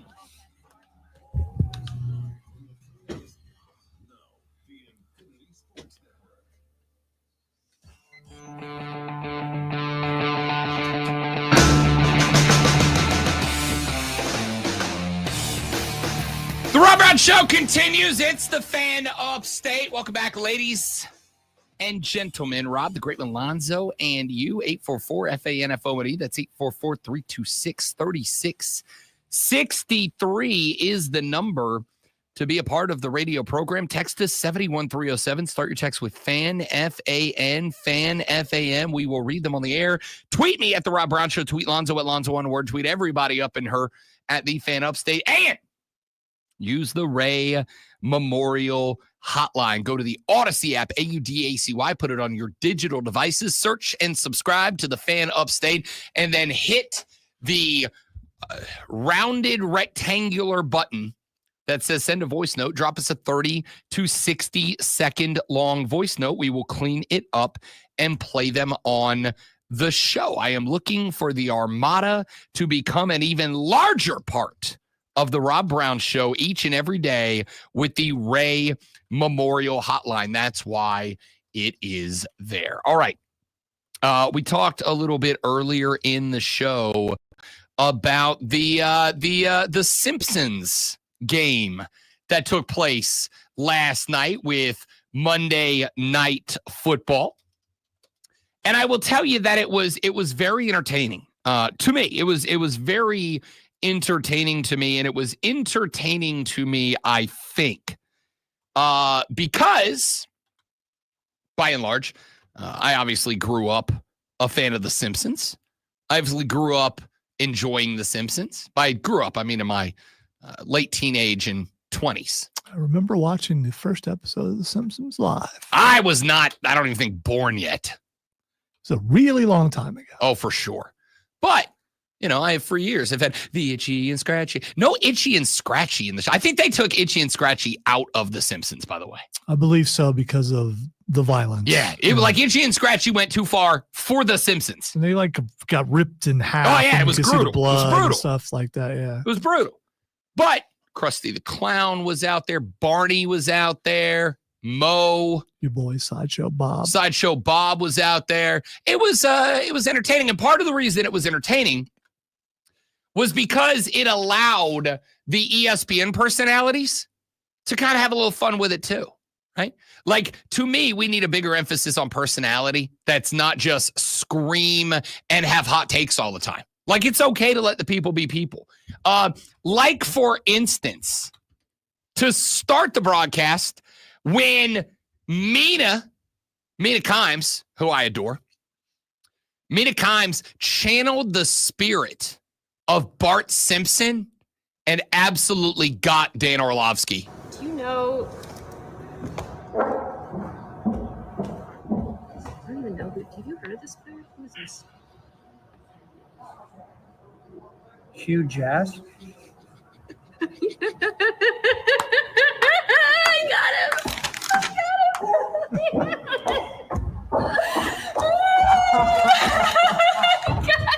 You did that so well. That was good. Gosh, I'm so stupid. Mina Kimes walked across the ESPN set claiming she did not know one of the players on the roster, asked Dan Orlovsky, "Do you know who this is?" And he replied by reading the name of Dallas Cowboy legend Hugh Jass. I got to tell you, Zoe, you do that any other day of the week, it's funny. You do that when you're celebrating Bart Simpson and it becomes an iconic moment to the point that, yes, indeed, is now on the soundboard officially. Well done, Mina Kimes. I hope that thing breaks again. Well done, Mina Kimes. But they weren't done.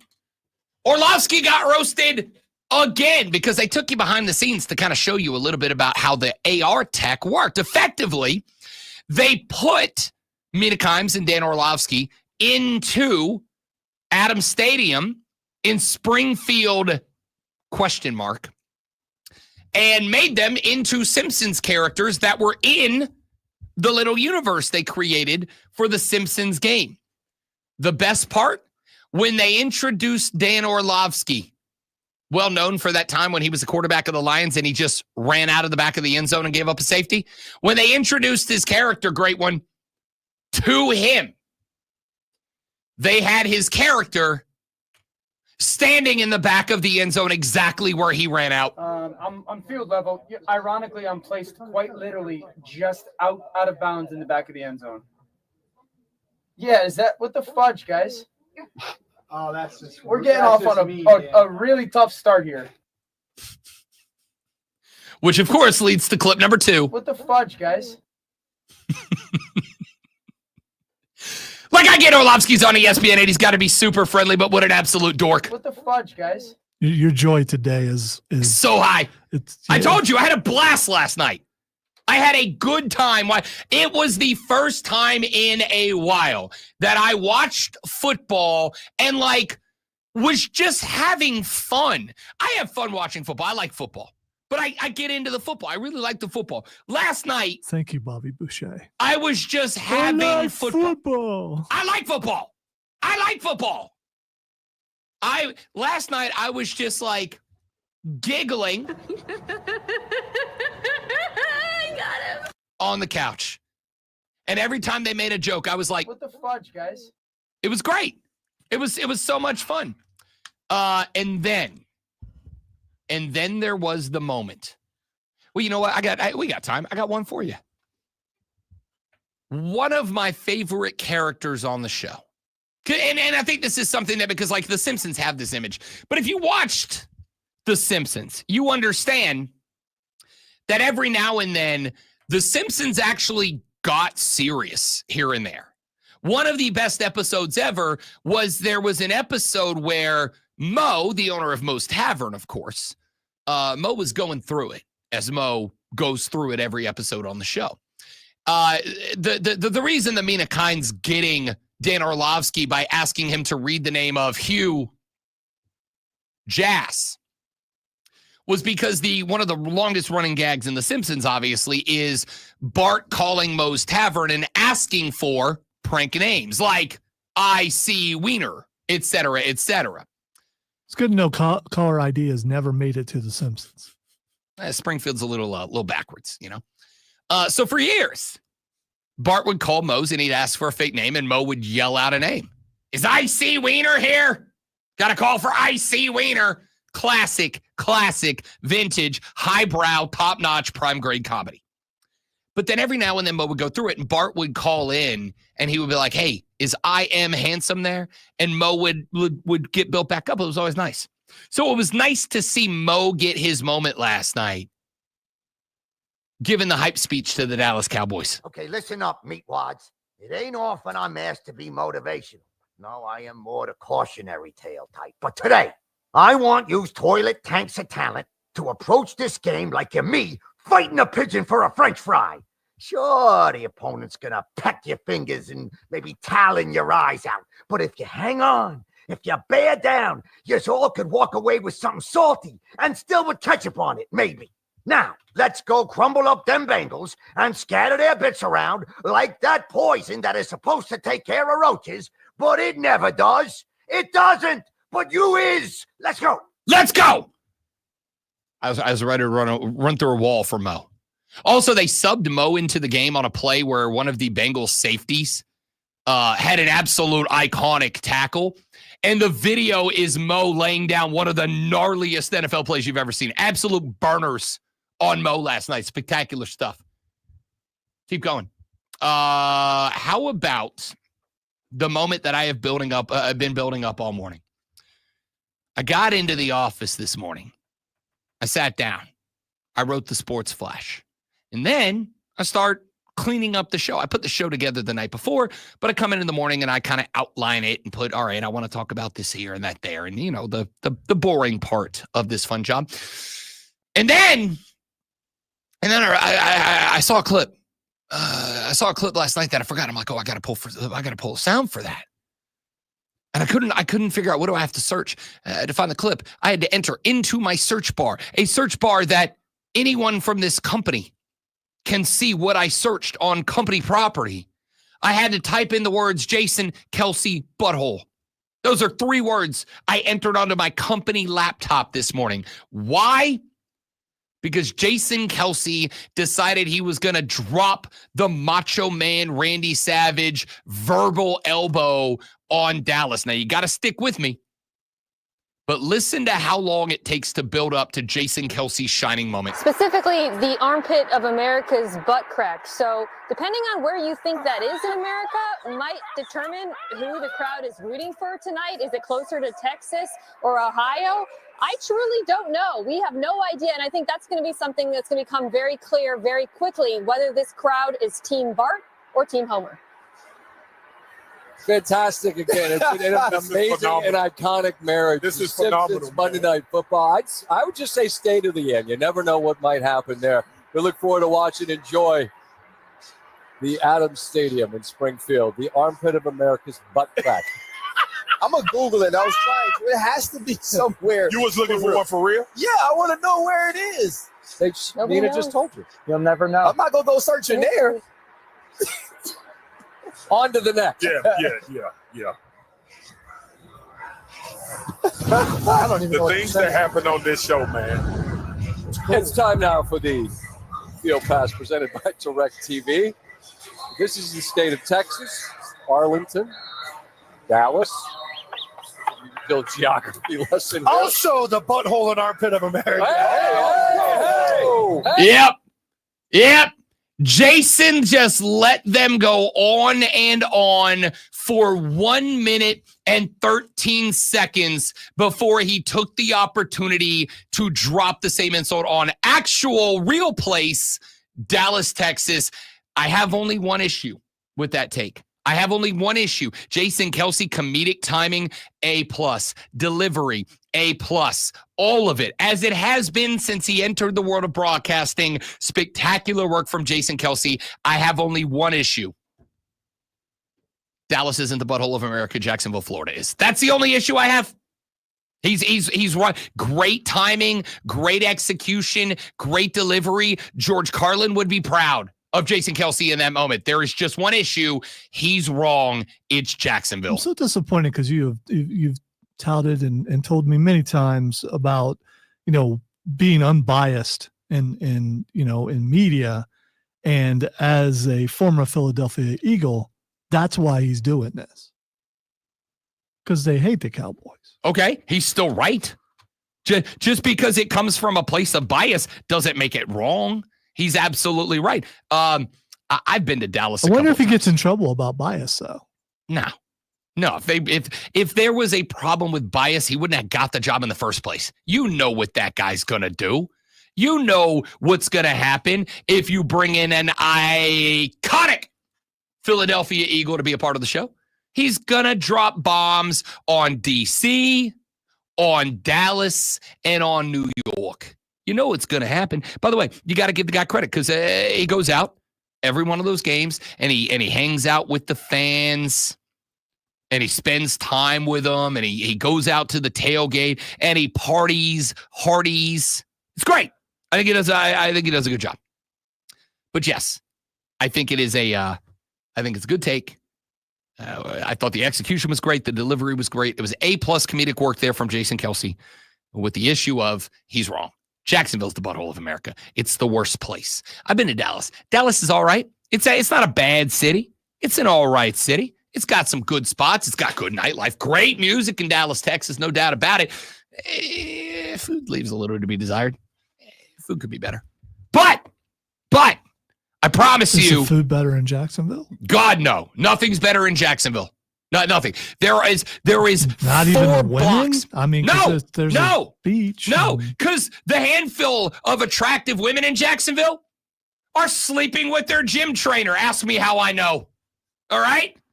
Even the women are terrible in Jacksonville. I'm like Charles Barkley to San Antonio. That's me to Jacksonville. I will never apologize to Jacksonville, Florida. Never. Your city stinks. Your football teams stink.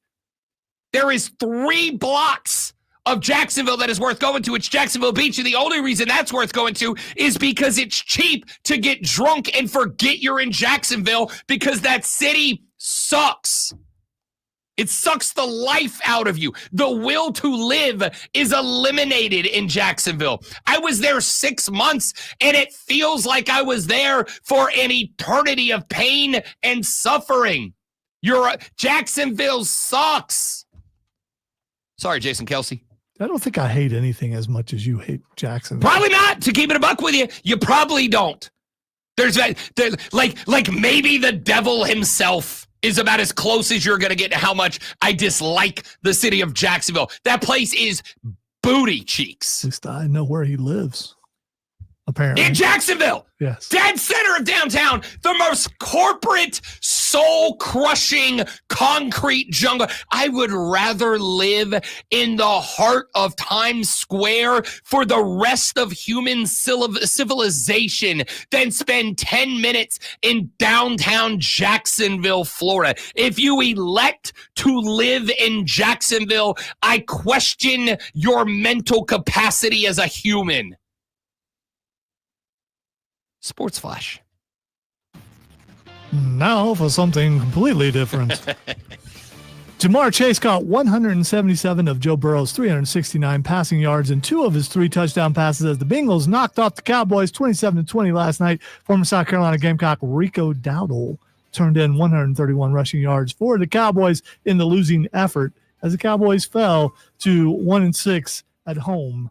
That's not good. It's not. The finalists for the Heisman Trophy were named last night. Oregon quarterback Dylan Gabriel, Colorado's Travis Hunter winner, Boise State running back Ashton Jeanty, and Miami quarterback Cam Ward will all be in New York. The award will be handed to one of the 4 this Saturday night, probably Travis Hunter. Tune in Saturday at 11:30 a.m. as Furman Paladins take on the South Carolina State Bulldogs. It's Furman versus South Carolina State. Right here on your home for Furman Paladins basketball, the Fan, Upstate.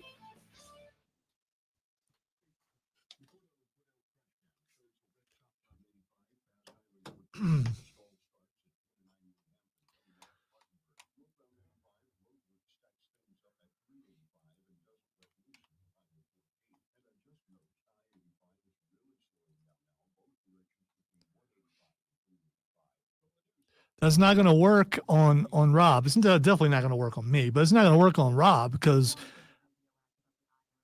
probably 85% of the time he's been to Columbia, he's come back with the South Carolina Broadcasters Association award. The other couple is he went to a couple games early on. But, yeah, when we go to Columbia, we come back with hardware. So, I mean, I don't think Columbia is that bad, but, you know.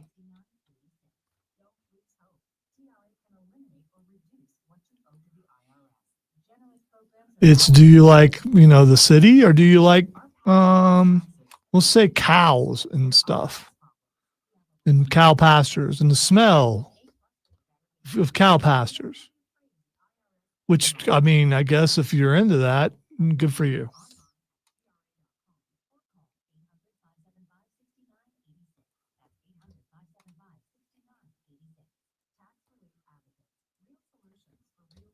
Rather smell the smell of a city, like,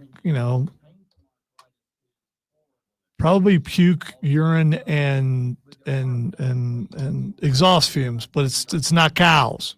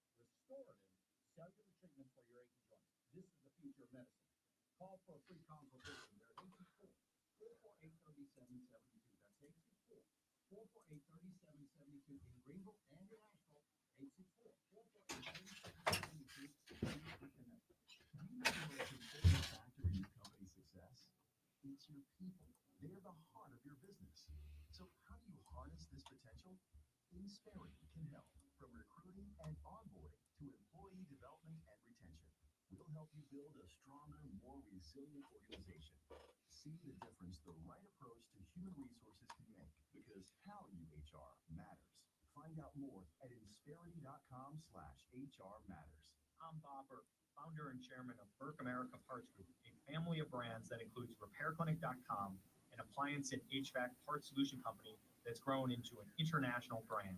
Before AmericanEagle.com, we partially launched a new technology platform developed by another firm. American Eagle helped take our technology to a whole new level with digital marketing, software development, and business insights into our key markets, appliances, HVAC, and outdoor power equipment, and did so both on time and on budget. AmericanEagle.com has the resources. Wesley, I can absolutely tell you that Columbia, South Carolina is better than Jacksonville, Florida. I can absolutely tell you that. As somebody who's been to both, I can absolutely tell you that. I don't think you guys understand what downtown Jacksonville, what Jacksonville as a whole is. Number one, that city is spread out 1 billion miles in every direction, and there's nothing to it. If you want to do anything, you are in the car for an hour. You want to go to Jack's Beach? It's an hour. You want to go to the football stadium? It's an hour. I don't know how. You could be 3 doors down from whatever you want to do, and it will still take you an hour to get there, and there's nothing to see. It is nothing but interstate and billboards for local injury attorneys. That's it. Lights next break. Lights next break. 10-4.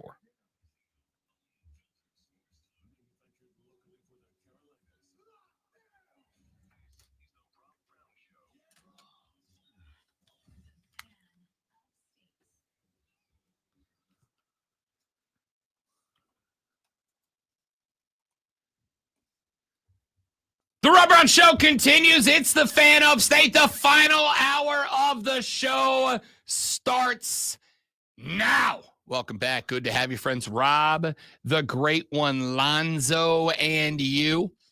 Renewal by Anderson to the Carolinas fan phone, 844-326-3663. That's 844-FANFONE. If you want to get at us that way, you can text us 71 307. Start your text with FAN, FAN, 71307. Start your text with FAN, FAN. We will read them on the air.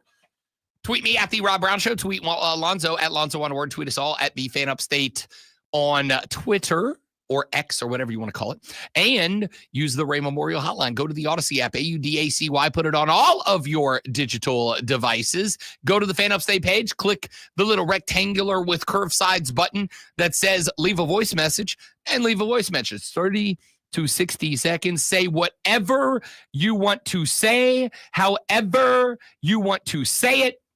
I will clean it up, edit it, and get it on the air. It is your opportunity, my dear friends, to make yourself an even bigger part of the show. And yes, we absolutely do want you to take full advantage of the Ray Memorial Hotline on the Odyssey app. Go to the Fan Upstate page and make yourself a bigger part of the show than you have ever done before. Texter said, Corn Chip. Text the show. He said, Rob, I think it's Florida in general. I spent 8 months near Tampa and was miserable.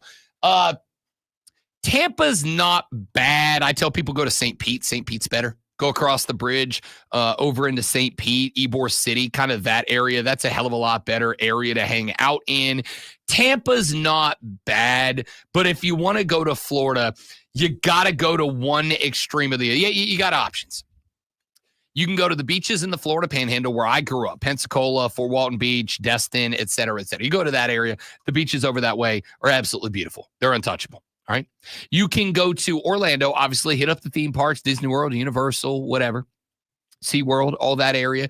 Orlando's not bad, but it is pricey. You're going to spend a bunch of money, but if you got it and you want to go have some fun, obviously, or Orlando around the theme parks, pretty good way to do that. Or you got to go down to South Florida. You got to go to Miami, South Beach. Mwah, it is beautiful. You want to talk about the beach, the culture, the music, the food, the ladies. Miami is absolutely untouchable. Or if you want that, but you want it a little bit more of a relaxing area, if you want a spot that's a little bit more laid back, chilled out, relaxing, maxing, all cool, Key West is untouchable. Key West is gorgeous, man. You want to talk about seafood? So the Beach Boys were telling the truth. Oh, forget Kokomo. Key West is where you want to be. All right. Kokomo's great because it rhymes better in the song. Key West. Did you say the Florida Keys, which is, I guess, is where Key West to is? the Florida Keys. There's a place. Siesta Key's great. That's another great. Siesta Key's like Key West, but it's even more laid back than Key West is busy, right? It is absolutely busy, but the food's phenomenal. The local. You know what Key West is? Key West is Nashville for people who want to be Jimmy Buffett, and it's untouchable. It's a phenomenal place to be. So it's not Florida in general, but Tampa's just like barely above Jacksonville. Texas said, "Did Rob get his heart broken in Jacksonville or what?" My God, yeah, I did. But I want you to know. Good call. I want you to know. No, that's exactly correct. I've never hidden that, dude. I was being sarcastic towards the Yeah. texter. I know you've said it many times. It might be we get new listeners. When I was there, I moved there for a girl. The girl ended up doing the shefty with a number of other dudes when I was there. All right, it was not ideal. Now, it turned out the best thing that's ever happened to me, because what happened there led to me being here. What happened there led to me having this incredible job, working with these incredible people, and meeting my incredible wife is the best thing that's ever happened to me. So, granted, I'm glad it happened, but I need you to know that's the most soul-crushing, lacking in everything. There's no good food in Jacksonville. There's no good music. Like, the only good things that have ever come out of Jacksonville, Florida, there's like a couple of bands that came out of Jacksonville, Florida. Limp Bizkit came out of Jacksonville, Florida. Yellow Card, Shinedown. Who else? There's a couple more. Molly Hatchet and Leonard Skinner both came out of Jacksonville, Florida. Red Jumpsuit Apparatus came out of Jacksonville, Florida. Widespread Panic came out of Jacksonville. They have put up a couple of good bands, but you know what every one of those bands do when they make it? They leave. Yeah, I've never heard of the Red. That's the only one I have. That's a pretty niche sound, is what that is. Is it recent or it's just my college days? I think. Yeah, my college days. All right, so not recent. Yeah, that sucks. Texter said, Uncle Jesse told me that Kokomo was right off of the Florida Keys. See, that's what I was There's saying. a place called Kokomo. That's where you want. Uncle Jesse and the Rippers, a.k.a. the Beach Boys. All right? The real Uncle Jesse and the Rippers. All right, that's enough Uncle Jesse and the Reapers. That's enough Beach Boys talk. There's never enough Beach Boys talk. I could talk about the Beach Boys for hours. Love the Beach Boys. We need a theremin in here so we both can learn how to play it. I don't hate that. I did have my one time. I went to Key West one time, so now I want to learn how to play steel drum moment. Oh, those look like fun. They really do. They are. The problem with the steel drum is you have to know music theory to work one. Because I just don't. I'm too dumb to get music theory. I love music. I love playing music, but when I learn guitar, I'm like, show me where put fingers make happy sounds. So steel drum is like a round xylophone, right? Yeah. Yeah. So pretty much. Okay. All right. It's got spots you hit to make the happy sounds. And I'm too like when I learn guitar, like the G chord to me, I can't be like, oh, this is that note and this is that. I go, this finger there, this finger there, this finger there, strum, make good noise. Like that's how I play guitar. That's how I play keyboard. So yeah, why not? That's how I play guitar. All right. That's enough of that. What else do we need to get to on the show today? What haven't we gotten to yet? We talked some that's right. All right, here's the punt by Ryan Rako. Oh, got it. Ball is blocked. Got it. Oh, no, no. no. Touch it. The Bengals are going to have the ball. Oh, no. You can't touch it when it's blocked beyond the line of scrimmage, and the Bengals are going to have it at the 45. Oh, somewhere Leon Lett is saying, I'm off the hook. That's the exact play without the snow. Oh, no. That did not just happen. That did just happen. That was a clean block by Nick Vigil. On a kick play, the ball was touched by the receiving team beyond the line and then recovered by the kicking team. As soon as they recover the ball, it is dead.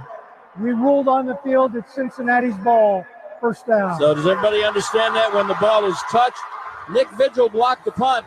but it went beyond the line of scrimmage. Right, babe? As soon as it does that, then the He said Dave, blocking just so we're team clear. He can't didn't touch say him right, because he's babe. free. And Right, babe? Oriara just off the injured I know list, what I touched heard. it, Right, babe? as Leon Lett did on Thanksgiving those many years ago, and muffed it. And the Bengals got it back.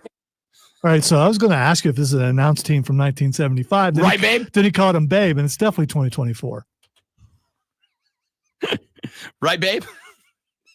He said Yeah, Dave, but here's the thing. But As we soon- all heard, as right, soon- babe? As soon as you saw my head go up, Oh, for you sure. knew it because you thought the same I thing. absolutely did. The first time I heard it, I'm like, did he just say right, babe, to his broadcast colleague?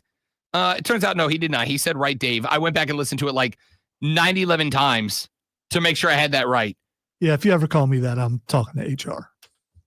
Right, babe? For the record, it's all I'm saying for the next 51 minutes and 15 seconds.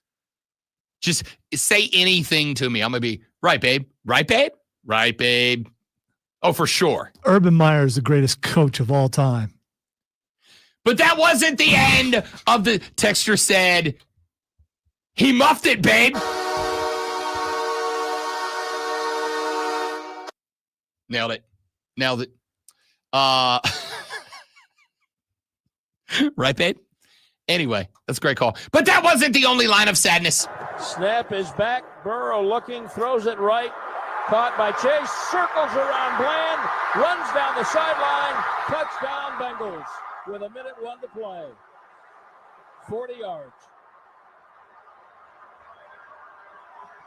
Bland just overran it. It's just a comeback on the right side of the Bengals offense. Bland goes up to make the tackle. Little out of control, driving on Jamar Chase. He slips down, and Chase just pretty much walks into the end zone. Good call, babe. Good call, babe. Touchdown, babe. Absolute touchdown, babe. That's just so freaking good, dude. It's an unnecessary amount of fun. And here's the problem I'm going to bump into, Lonzo. I'm going to be doing it the rest of the day. And I'm going to do it to any and everybody who talks to me. Hey, Rob, you want to grab a beer later? Sure do, babe. You probably should be careful with that. Nope. I mean, that could get you in trouble at home. I'm thinking, yeah. Nope. Everybody's catching it today. All right, let's you and I go down the hall because I want to see you say that. Bet. I don't have any problem with it because here's the thing. People are going to go, what the hell are they talking about? I'm going to go, hey, you got to listen to the Rob Brown Show podcast, the version only at I wanted you thefanupstate.com. to say that to the boss. I absolutely will, babe. Okay. No All problem, right. babe. All right, we'll see. My favorite part is this evening. This evening is the ladies, lady friends corporate Christmas gathering. That's where I will need to You stop. really had to reach for that for the Christmas gathering thing. Well, because it's not really it's not their Christmas party. Because they do like a company Christmas party This is where where everybody's people got actually like each other gather. Right, Okay. right. All right. There's the party where everybody goes and everybody's kind of on their suit and tie best behavior. And then there's the Christmas gathering, which is the people who like each other who are like, hey, psst, hey, babe. We're going to the good bar tonight, babe. We'll see you there, babe. Meet us at the good bar, babe. Jerry, after the L. Of course, that locker room is really devastated by the turn of events on the block kick. Obviously, we had a block kick call, made the play, and then had one in so many odds that turn against us, and we all would say, well, why block the kick? Just take the kick and get within field goal and kick it. We'll all be second guessing that one. I was proud of the way the guys hung in there all day. Their quarterback's outstanding. And I thought we did some really good things out there, patched up. We'll know about Overshown tomorrow. What do you say to a kid like Laurier who's just been activated, muffs the punt with 2 minutes to go? I know he's got to be having a tough post game. Yeah, I don't know that we say anything to him. You just we made the mistakes out there. That mistake we made at the end was really it was very impactful. Is all I can say. Is that all you can say, babe? That's all you got, Jerry? I just, Do you know? I'm not a person, and I've said this many times on the show, and it's a lie. I'm not a person who takes joy in the sadness of other fan bases, unless that other fan base is super obnoxious and annoying. Not that every Cowboys fan is, but you know that Dallas fans, by and large, are obnoxious because if you know an individual Cowboy fan, they will tell you that their fan base is obnoxious. Like Cole Bryson will ask him today, are the Cowboys fans obnoxious? And he'll say yes. Guarantee it. Yeah, but if he's doing that smiling thing, you don't know if he's messing or if he really. No, he's smiling because he knows. The answer is yes. If we walk down after this show to the boss's office, who is a Cowboys fan, and I go, hey, babe, are Cowboys fans obnoxious? You're not doing that. You're not doing that for a second. And it's so far-fetched that we're walking down there without being invited. We might get an email today that says, hey, fellas, don't come see me in my office after the show. Hey, boys, don't come to the office. Dexter said, I was just waiting for Jerry to say, babe. I'm sorry to whoever is going to get caught up in this today. But you can thank the Dallas radio crew. You're not sorry about that at all. Not even a little, babe. Not even a little. Anyway, I just like to thank, genuinely thank Jerry Jones for the endless stream of entertainment that is the Dallas Cowboys this year. It's just mwah, chef's kiss. It's spectacular. It's constantly something new and fun and improved. And granted, like last night, a young guy getting his first real crack at it, a young guy getting his first real shot at it, made a mistake. That's all it came down to. Made a mistake. Granted, it was a gigantic mistake, but made a mistake. But it's not that a mistake got made. It was the mistake got made. The mistake that got made. It's football 101 caliber mystery school level of mistake that got made, which is just so fitting for this team. And it's the fact that once again, when Jerry comes out and has to talk, he says nothing at all.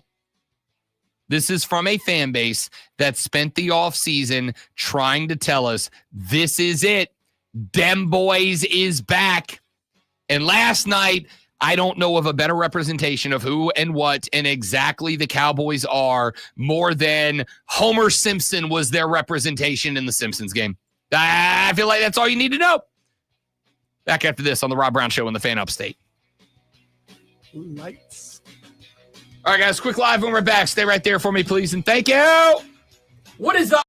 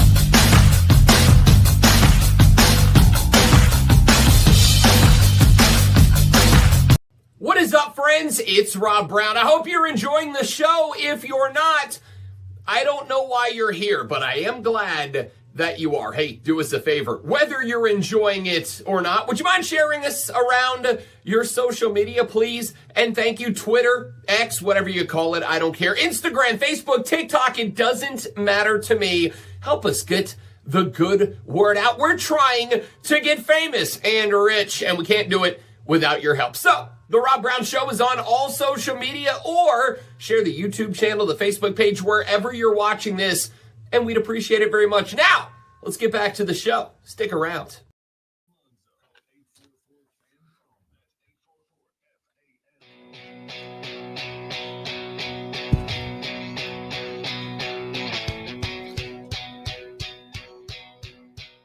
So Bryce Young's a dude. Bryce Young's a dude now. He's just a dude now. He's been playing good ball. He's been making consistent throws. Bryce Young is just a dude now. But there was an interesting question that was posed yesterday to Dave Canales. That question was, what would have happened if Andy Dalton never got into that minor car accident that injured his hand and made them shift back to Bryce Young? Would BY have gotten his chance to return? And here's how Canales answered that question.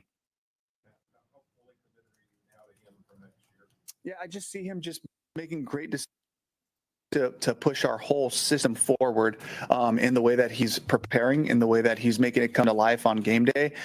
Certainly making better calls out of what I've called, and making plays out of it and finding scramble throws and those things down the field. And so I'm fired up for the progression of Bryce and just watching him just take each step every week, attacking the game plan and making it come to life during the week.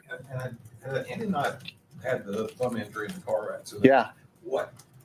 What was the plan at that point? When were you going to get another look at Bryce? Yeah, it would have been really interesting, and fortunately we got the opportunity.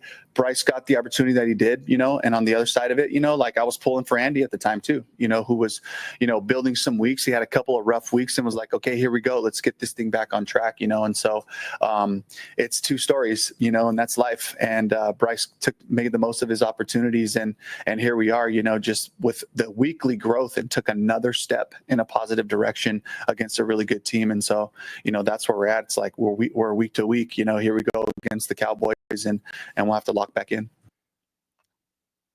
I got, first off, you imagine hearing Andy Dalton hearing Dave Canales say, I was pulling for Andy Dalton at the time. Well, I'm not surprised by anything he said, because he said Andy was the guy. And so I don't think that Bryce ever would have got back in. I do. I think the question mark was always just going to be a matter of when. And then on top of that, you add to the fact, and this is the uncomfortable truth about the scenario, those last two games, Andy Dalton sucked. Not like Andy Dalton was playing bad football, like just making bad decisions. You're right, because so Bryce Young has come in and they've won every game. Again, are they wins and losses as quarterback stats? You're right, which is why Andy Dalton shouldn't be blamed. You started off blaming him at the beginning. Okay, maybe I misunderstood, babe. Good job. Nice job. Well done. Approved. My name is Rob Brown, and I approve this message. There is a difference in separating a quarterback, as you should, from wins and losses as a QB stat, and gauging the quarterback's play as good or bad. We don't do it for any other position on the football field. We don't say, Saquon Barkley rushed for 124 yards, but the Eagles lost, so the Giants lost, or whoever he's playing for now. The Eagles lost, so therefore Saquon sucks, right? We don't do that. We don't say Derrick Henry only had 110 yards and 3 touchdowns, but they lost.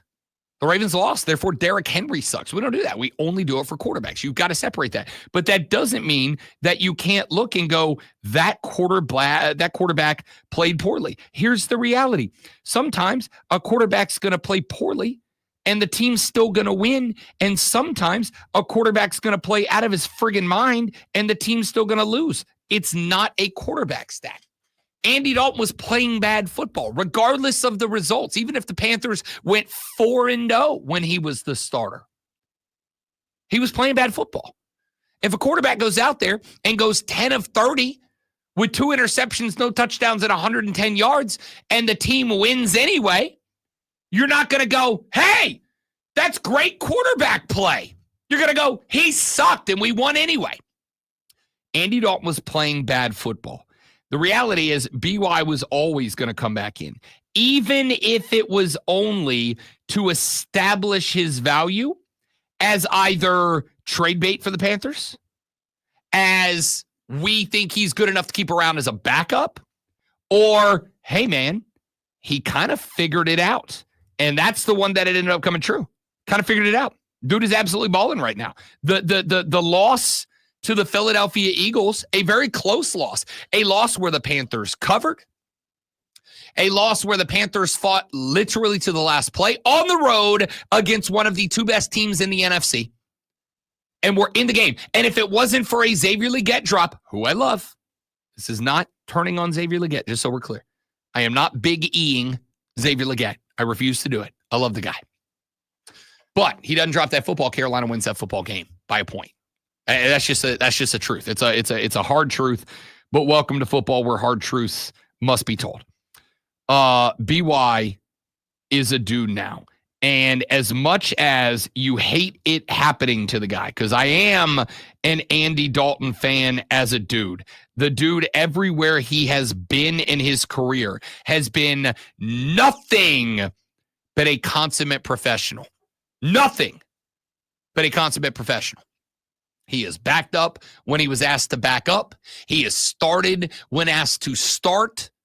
He has been a teacher when asked to teach and a follower when asked to follow. He has been a consummate professional, and Andy Dalton deserves flowers for being a pro's pro. But that car accident was the best thing that's happened to the Carolina Panthers.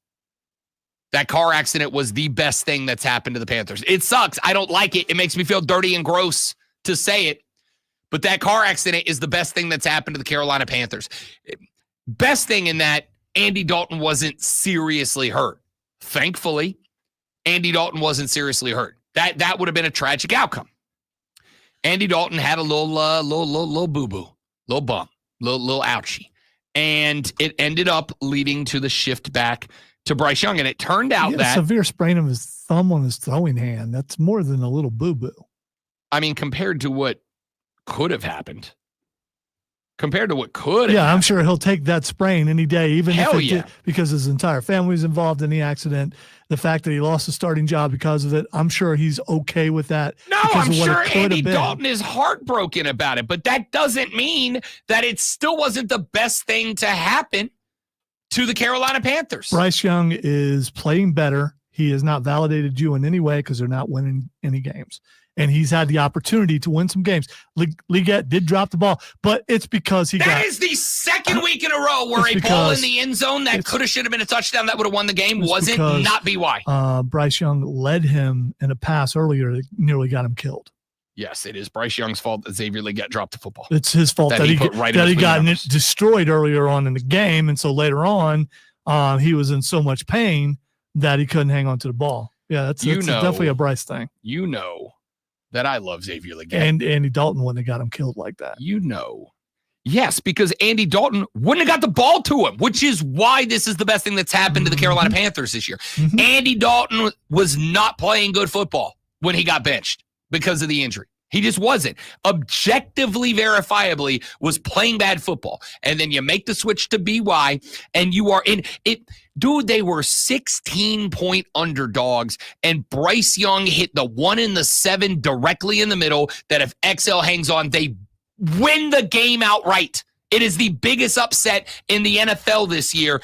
If that ball just hits him between the if he hangs onto a ball that hit him between the numbers. That's just what it is. That's just what it is. I feel bad for the rookie receiver that he's getting all this hate when he's a rookie receiver. No one's hating on him.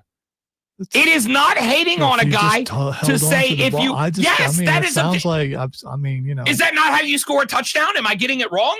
Maybe I don't know ball anymore, but I feel like if he catches, they score. Is that wrong? You're still my guy, XL. Dude, he's absolutely my guy. He is the only NFL player that has multiple clips on the soundboard that I can't have access to. But if I did, I'd play his clip right now. Gronk has multiple on yours. Okay, he's one of two players. Okay, Gronk's not an active player, though. That's true. You're right on that one. I know. I'm right about the other thing, too. Andy Dalton was playing bad ball. He got benched. He got benched because he got hurt. He got hurt. He probably would not have been benched. Why? And you can go the other way, but neither one of us know. And the way Canales was talking, I took that as Andy Dalton would have been playing the rest of the season. Okay, then why has Andy Dalton not come back yet?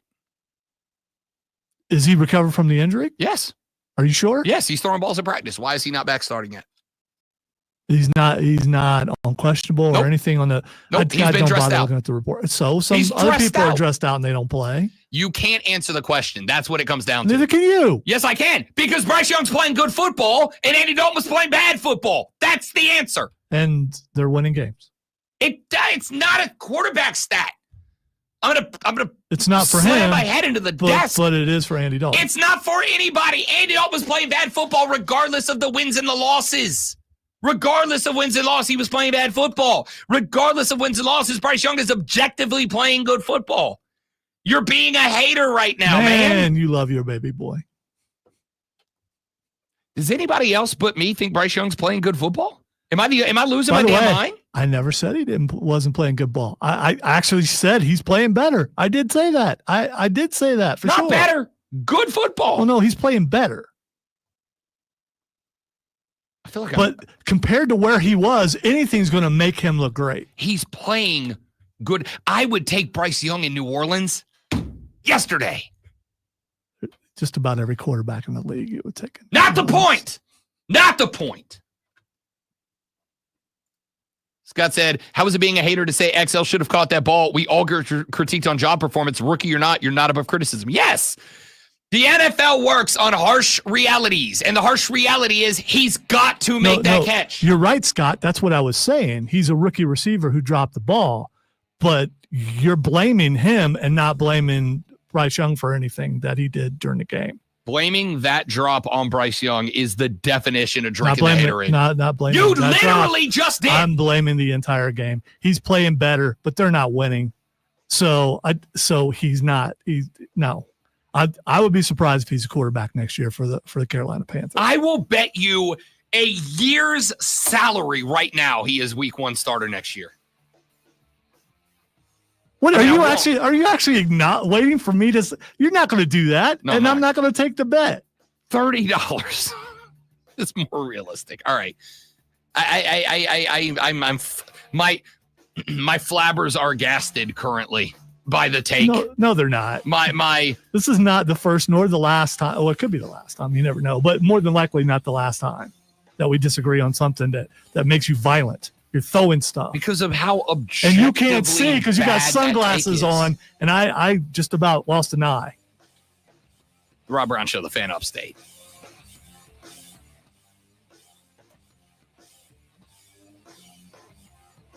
Zoe chooses violence every day.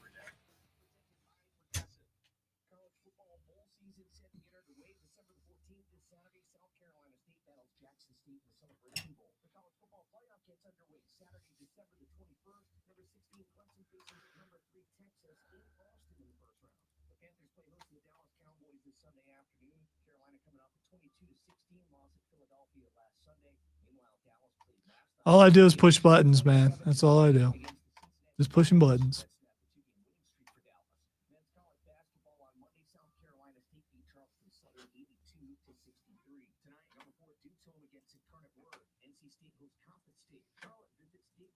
Incarnate word. Incarnate. Incarnate.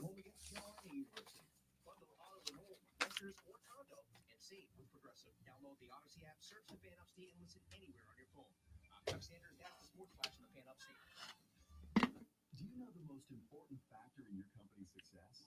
It's your people. They're the heart of your business. So how do you harness this potential? In Spanish.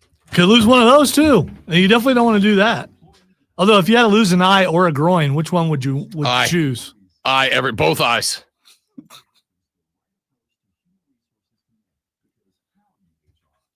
You're already wearing glasses, so I mean, just make them thick Roy Orbison glasses and you're ready to go.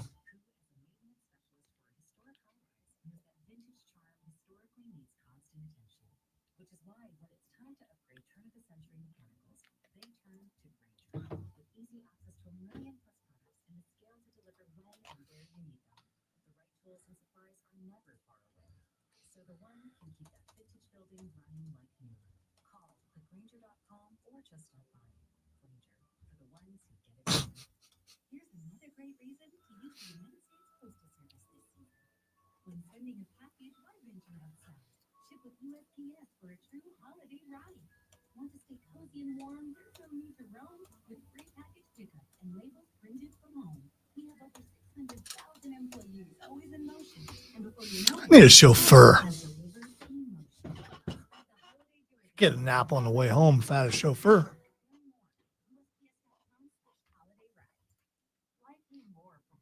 What's it feel like to have a chauffeur? I hate that I can answer this question. It was very brief. But when I worked for Roy, I had when we were on fight weekends. It wasn't like every day. But when I worked for Roy, I had whenever we would travel for fights and cards and stuff, we had a car. My favorite trip ever was from Pensacola to New Orleans for a camp with Roy. And we took a stretch Navigator, and it was stocked to the gills with whiskey and vodka and tequila that I could not afford a bottle of. And it was fantastic. But so the answer is awesome. You were working, so you couldn't partake, right? Sure.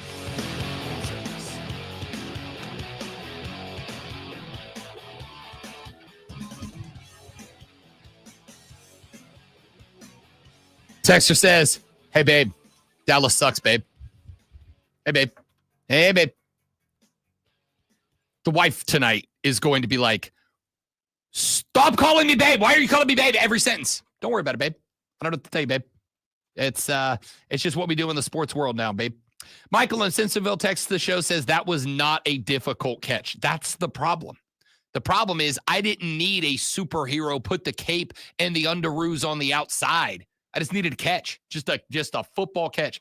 Texter said, as a South Carolina fan, and that too being a Bengals fan, is XL the dude? I hate to even ask that question. I'm pulling for him, but he seems like he's had more mistakes than success this year. Just asking.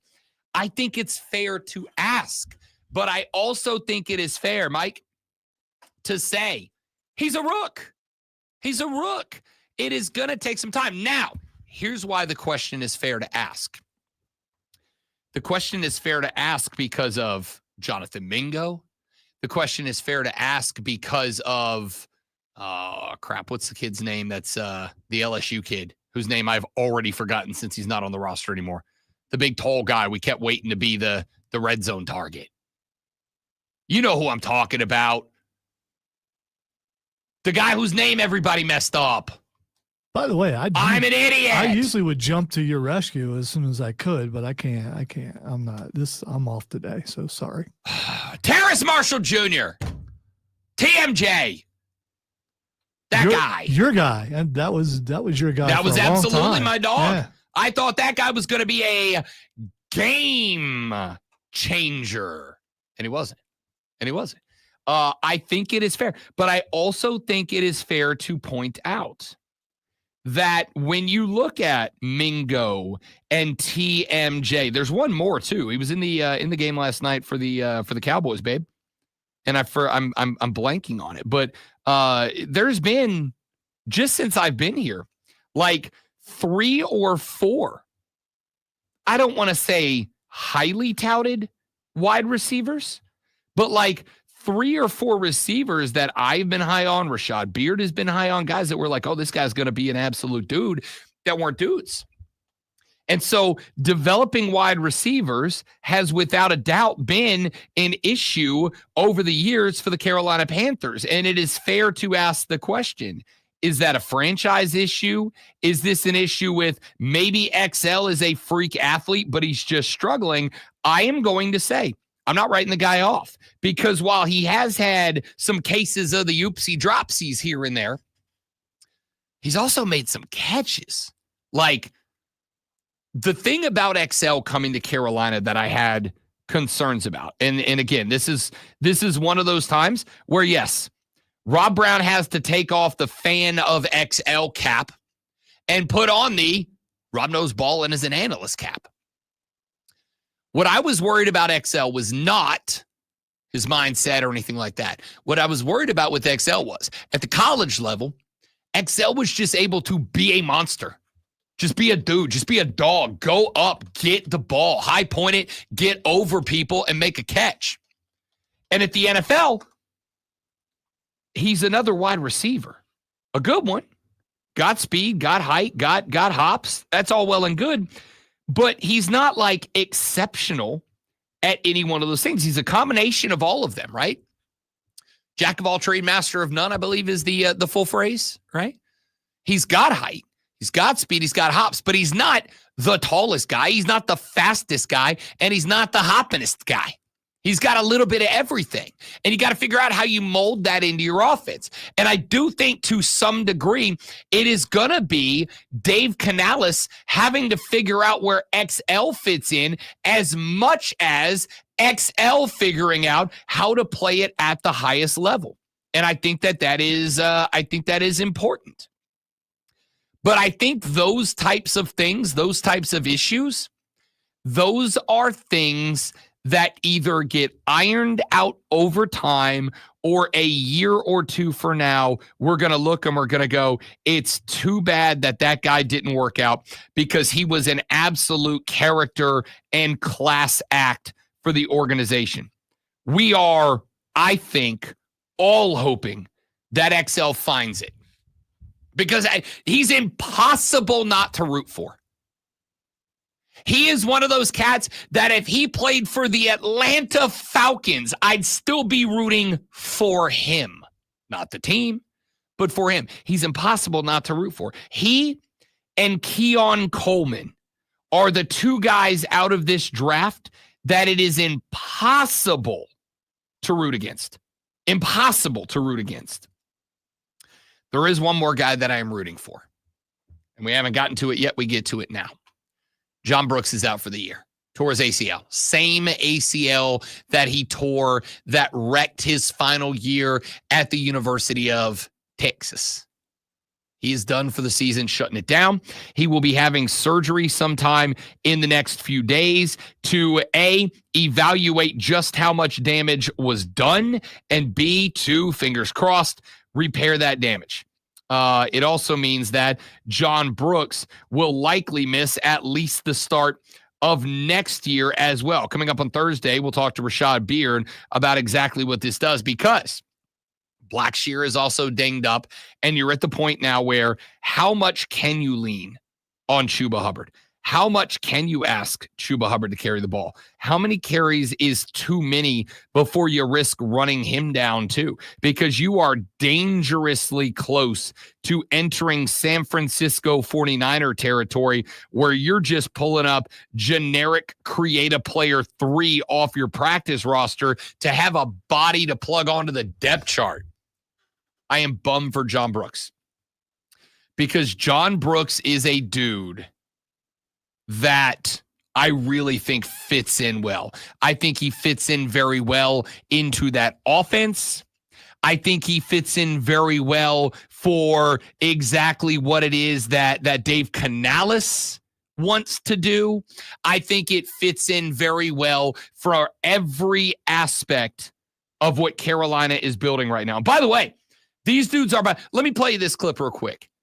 This is J.C. Horn. And I really feel like, based on question and answers in practice interviews and post-game pressers and all that I have heard other Panther players speak on, I think J.C. Horn is pretty reflective of the mentality of the guys in the room right now. You're locked in. In question, how bad do you want to be around here to see Dave Canales and this team really continue to build things? I definitely want to be here. Definitely want to be here. You know, it's close to home. My family can come up here anytime, and I just want to be here because this is where I was drafted, and I want to see this program turn around, see this organization turn around, I should say. And I want to be here for the glory days, just like I was here for the bad one. So, man, I definitely want to be here and want to be a Panther for life. I'll just keep putting it on tape and let the chips fall where they may. You mentioned the glory days. Last one for me. What does that look like? What do you envision that looking like here in Carolina? Super Bowl. You know, winning division back years, domination, and I think we getting the pieces to put it together, slowly but surely. And like you said, hopefully, you know, I'm here to see this thing turn around. Back to back years.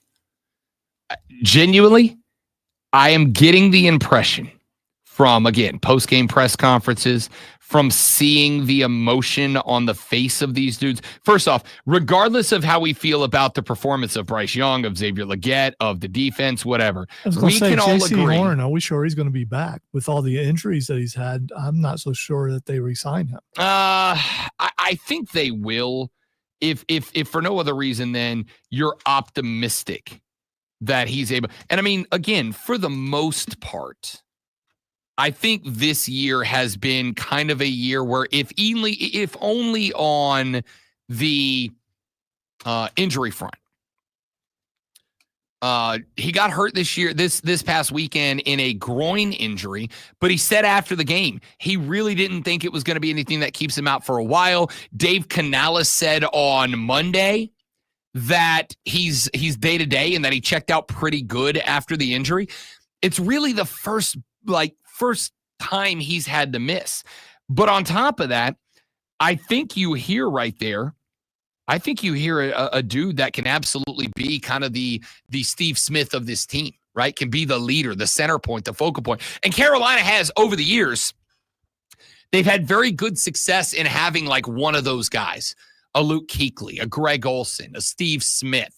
They have almost always had, and I do feel like this is kind of one of those things that you can point to over the past 3 or 4 seasons, and you can blame it on Matt Rule. You can blame it on Frank Reich. You can blame it, honestly, probably mostly on Dave Tepper.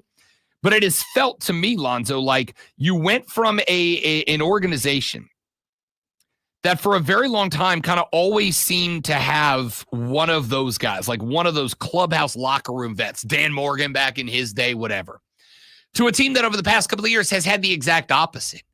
Has had a vacuum of leadership, probably since, Cam Newton left?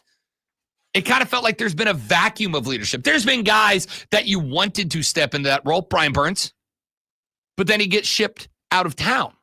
It's kind of felt like they've been a ship without a captain for some period of time. J.C. Horn strikes me as that guy that can kind of step into the role. If he can stay healthy and can produce as he was producing up until this weekend. And again, he may not miss any time at all. We'll find out. But if he is producing consistently the way he's producing right now, I think J.C. Horn can be next in that slot. Him and Shaq on the defensive side of the ball. And honestly, Derek Brown, when he gets back healthy next year too, all three, you have one at each level. On the offensive side of the ball, 3 weeks ago after the loss, Bryce Young, we all talked about the locker room speech, and you had dudes, one guy, I think it was JC, I don't remember. One of the guys said, Bryce Young's voice changed when he gave that speech. So that voice got deeper, and he sounded like a leader, right? And you can say what you want. Lonzo's going to laugh because he's a hater, and I get it. But I think my mom has what I call the telephone voice when she picks up the phone and she changes her voice to sound much more pleasant, right? She talks to you like this, but then she puts the phone. She's like, hello, right? Call it telephone voice.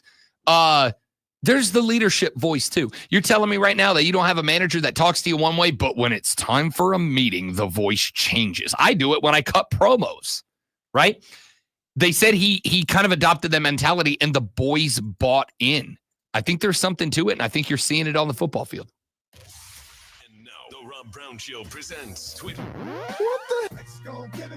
Now it's time to find out what's Xing and why. Rob Brown will tell you what it is. I don't know that I can't go any. I'm trying to go deeper. The first thing that's Xing Rob Brown, babe, is Jalen Hurts. Oh, you had to make it so weird. Tell you why Jalen Hurts is trending. Well, tell me why I think Jalen Hurts is trending. We're a couple days removed from the Eagles nearly losing to the Carolina Panthers. Honestly, should have lost to the Carolina Panthers. XL catches that football. Carolina wins that football game. We're having a very different discussion this morning. The reason I think Jalen Hurts is trending is because people on the internet are starting to do film breakdown. People on the internet are starting to go look. And Jalen Hurts and the Eagles, despite having one of the best records in the NFC right now, the pass game for Philly is trash right now, and he is getting cooked for it. So you've missed the beef. You're going to have to look that up. Yes, one of the, was it offensive or defensive lineman? One of the guys on the team. It was a receiver. I know AJ Brown had a lot to say about the lack of efficiency in the passing attack, but I think one of the linemen was on a podcast, and he was ripping Jalen and AJ, ripping the entire pass offense, and then got cooked up for it. So he said yesterday, he's like, I have to go apologize. He's like, I made a mistake. I got emotional. And we've all done it. We've all gotten emotional and popped off at the mouth and said something we didn't mean and had to apologize. And I respect him being willing to go take that heat. But here's the thing. He's not wrong. He's not wrong. Detroit beats Philly by 2 touchdowns right now because Philly can't throw the ball, and Detroit will bite their kneecaps. All right, the next thing is Xing is Saturday night's main event. Yeah, it's going to be a whale of a card that I suspect we will probably spend some time talking about when Fight Club with Lonzo rolls around on Thursday at 9:20 in the morning. But we've got title matches. We've got tag team matches. Like, it's setting up to be kind of for what I kind of thought was going to be built up and turn into ultimately a bit of a throwaway PVE, PLE. There you go. You got there. Way to go, babe. It's that PPV, PPL, PLP, PVE, whatever.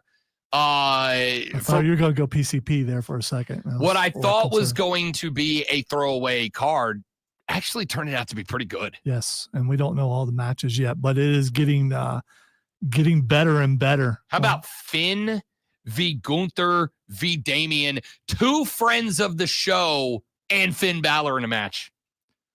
Who could be a friend of the show eventually? You never know. I'm working on it. Yeah, you never know. Next time they come to town, Finn will be on the list. I want to talk to the Prince. Me too. I want to talk to a demon. The next thing that's Xing is the transfer portal. Happy transfer portal day, by the way. The portal is officially open. Players that have said they were going to enter their name into the portal can now enter their name into the portal. It is now their opportunity to change teams. We will see tomorrow, I love you tomorrow, what that ends up looking like and what teams are the most impacted and affected moving forward. So stay tuned for that. Hey, have a great rest of your day. Thanks for being here. Don't drink and drive. I'll punch you in the face. Tell your friends about us because Lonzo and I are trying to get rich and famous without having to enter the transfer portal for it. All right? You'll have a great rest of your day. We'll see you back here tomorrow to do it all over again, but better on the Rob Brown Show and the Fan Upstate, babe.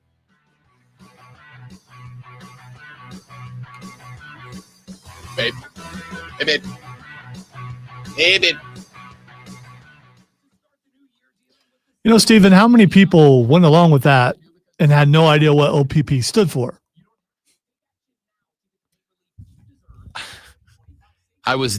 Okay. I feel bad telling so many I was dating stories, but this one fits the so conversation. This one time I had date. I was dating a girl in Fort Walton many moons ago.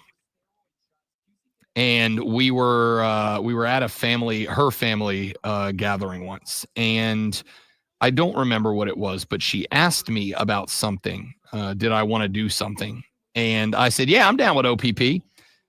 Not knowing what that meant in front of her entire family. I was like, oh, I'm down with OPP.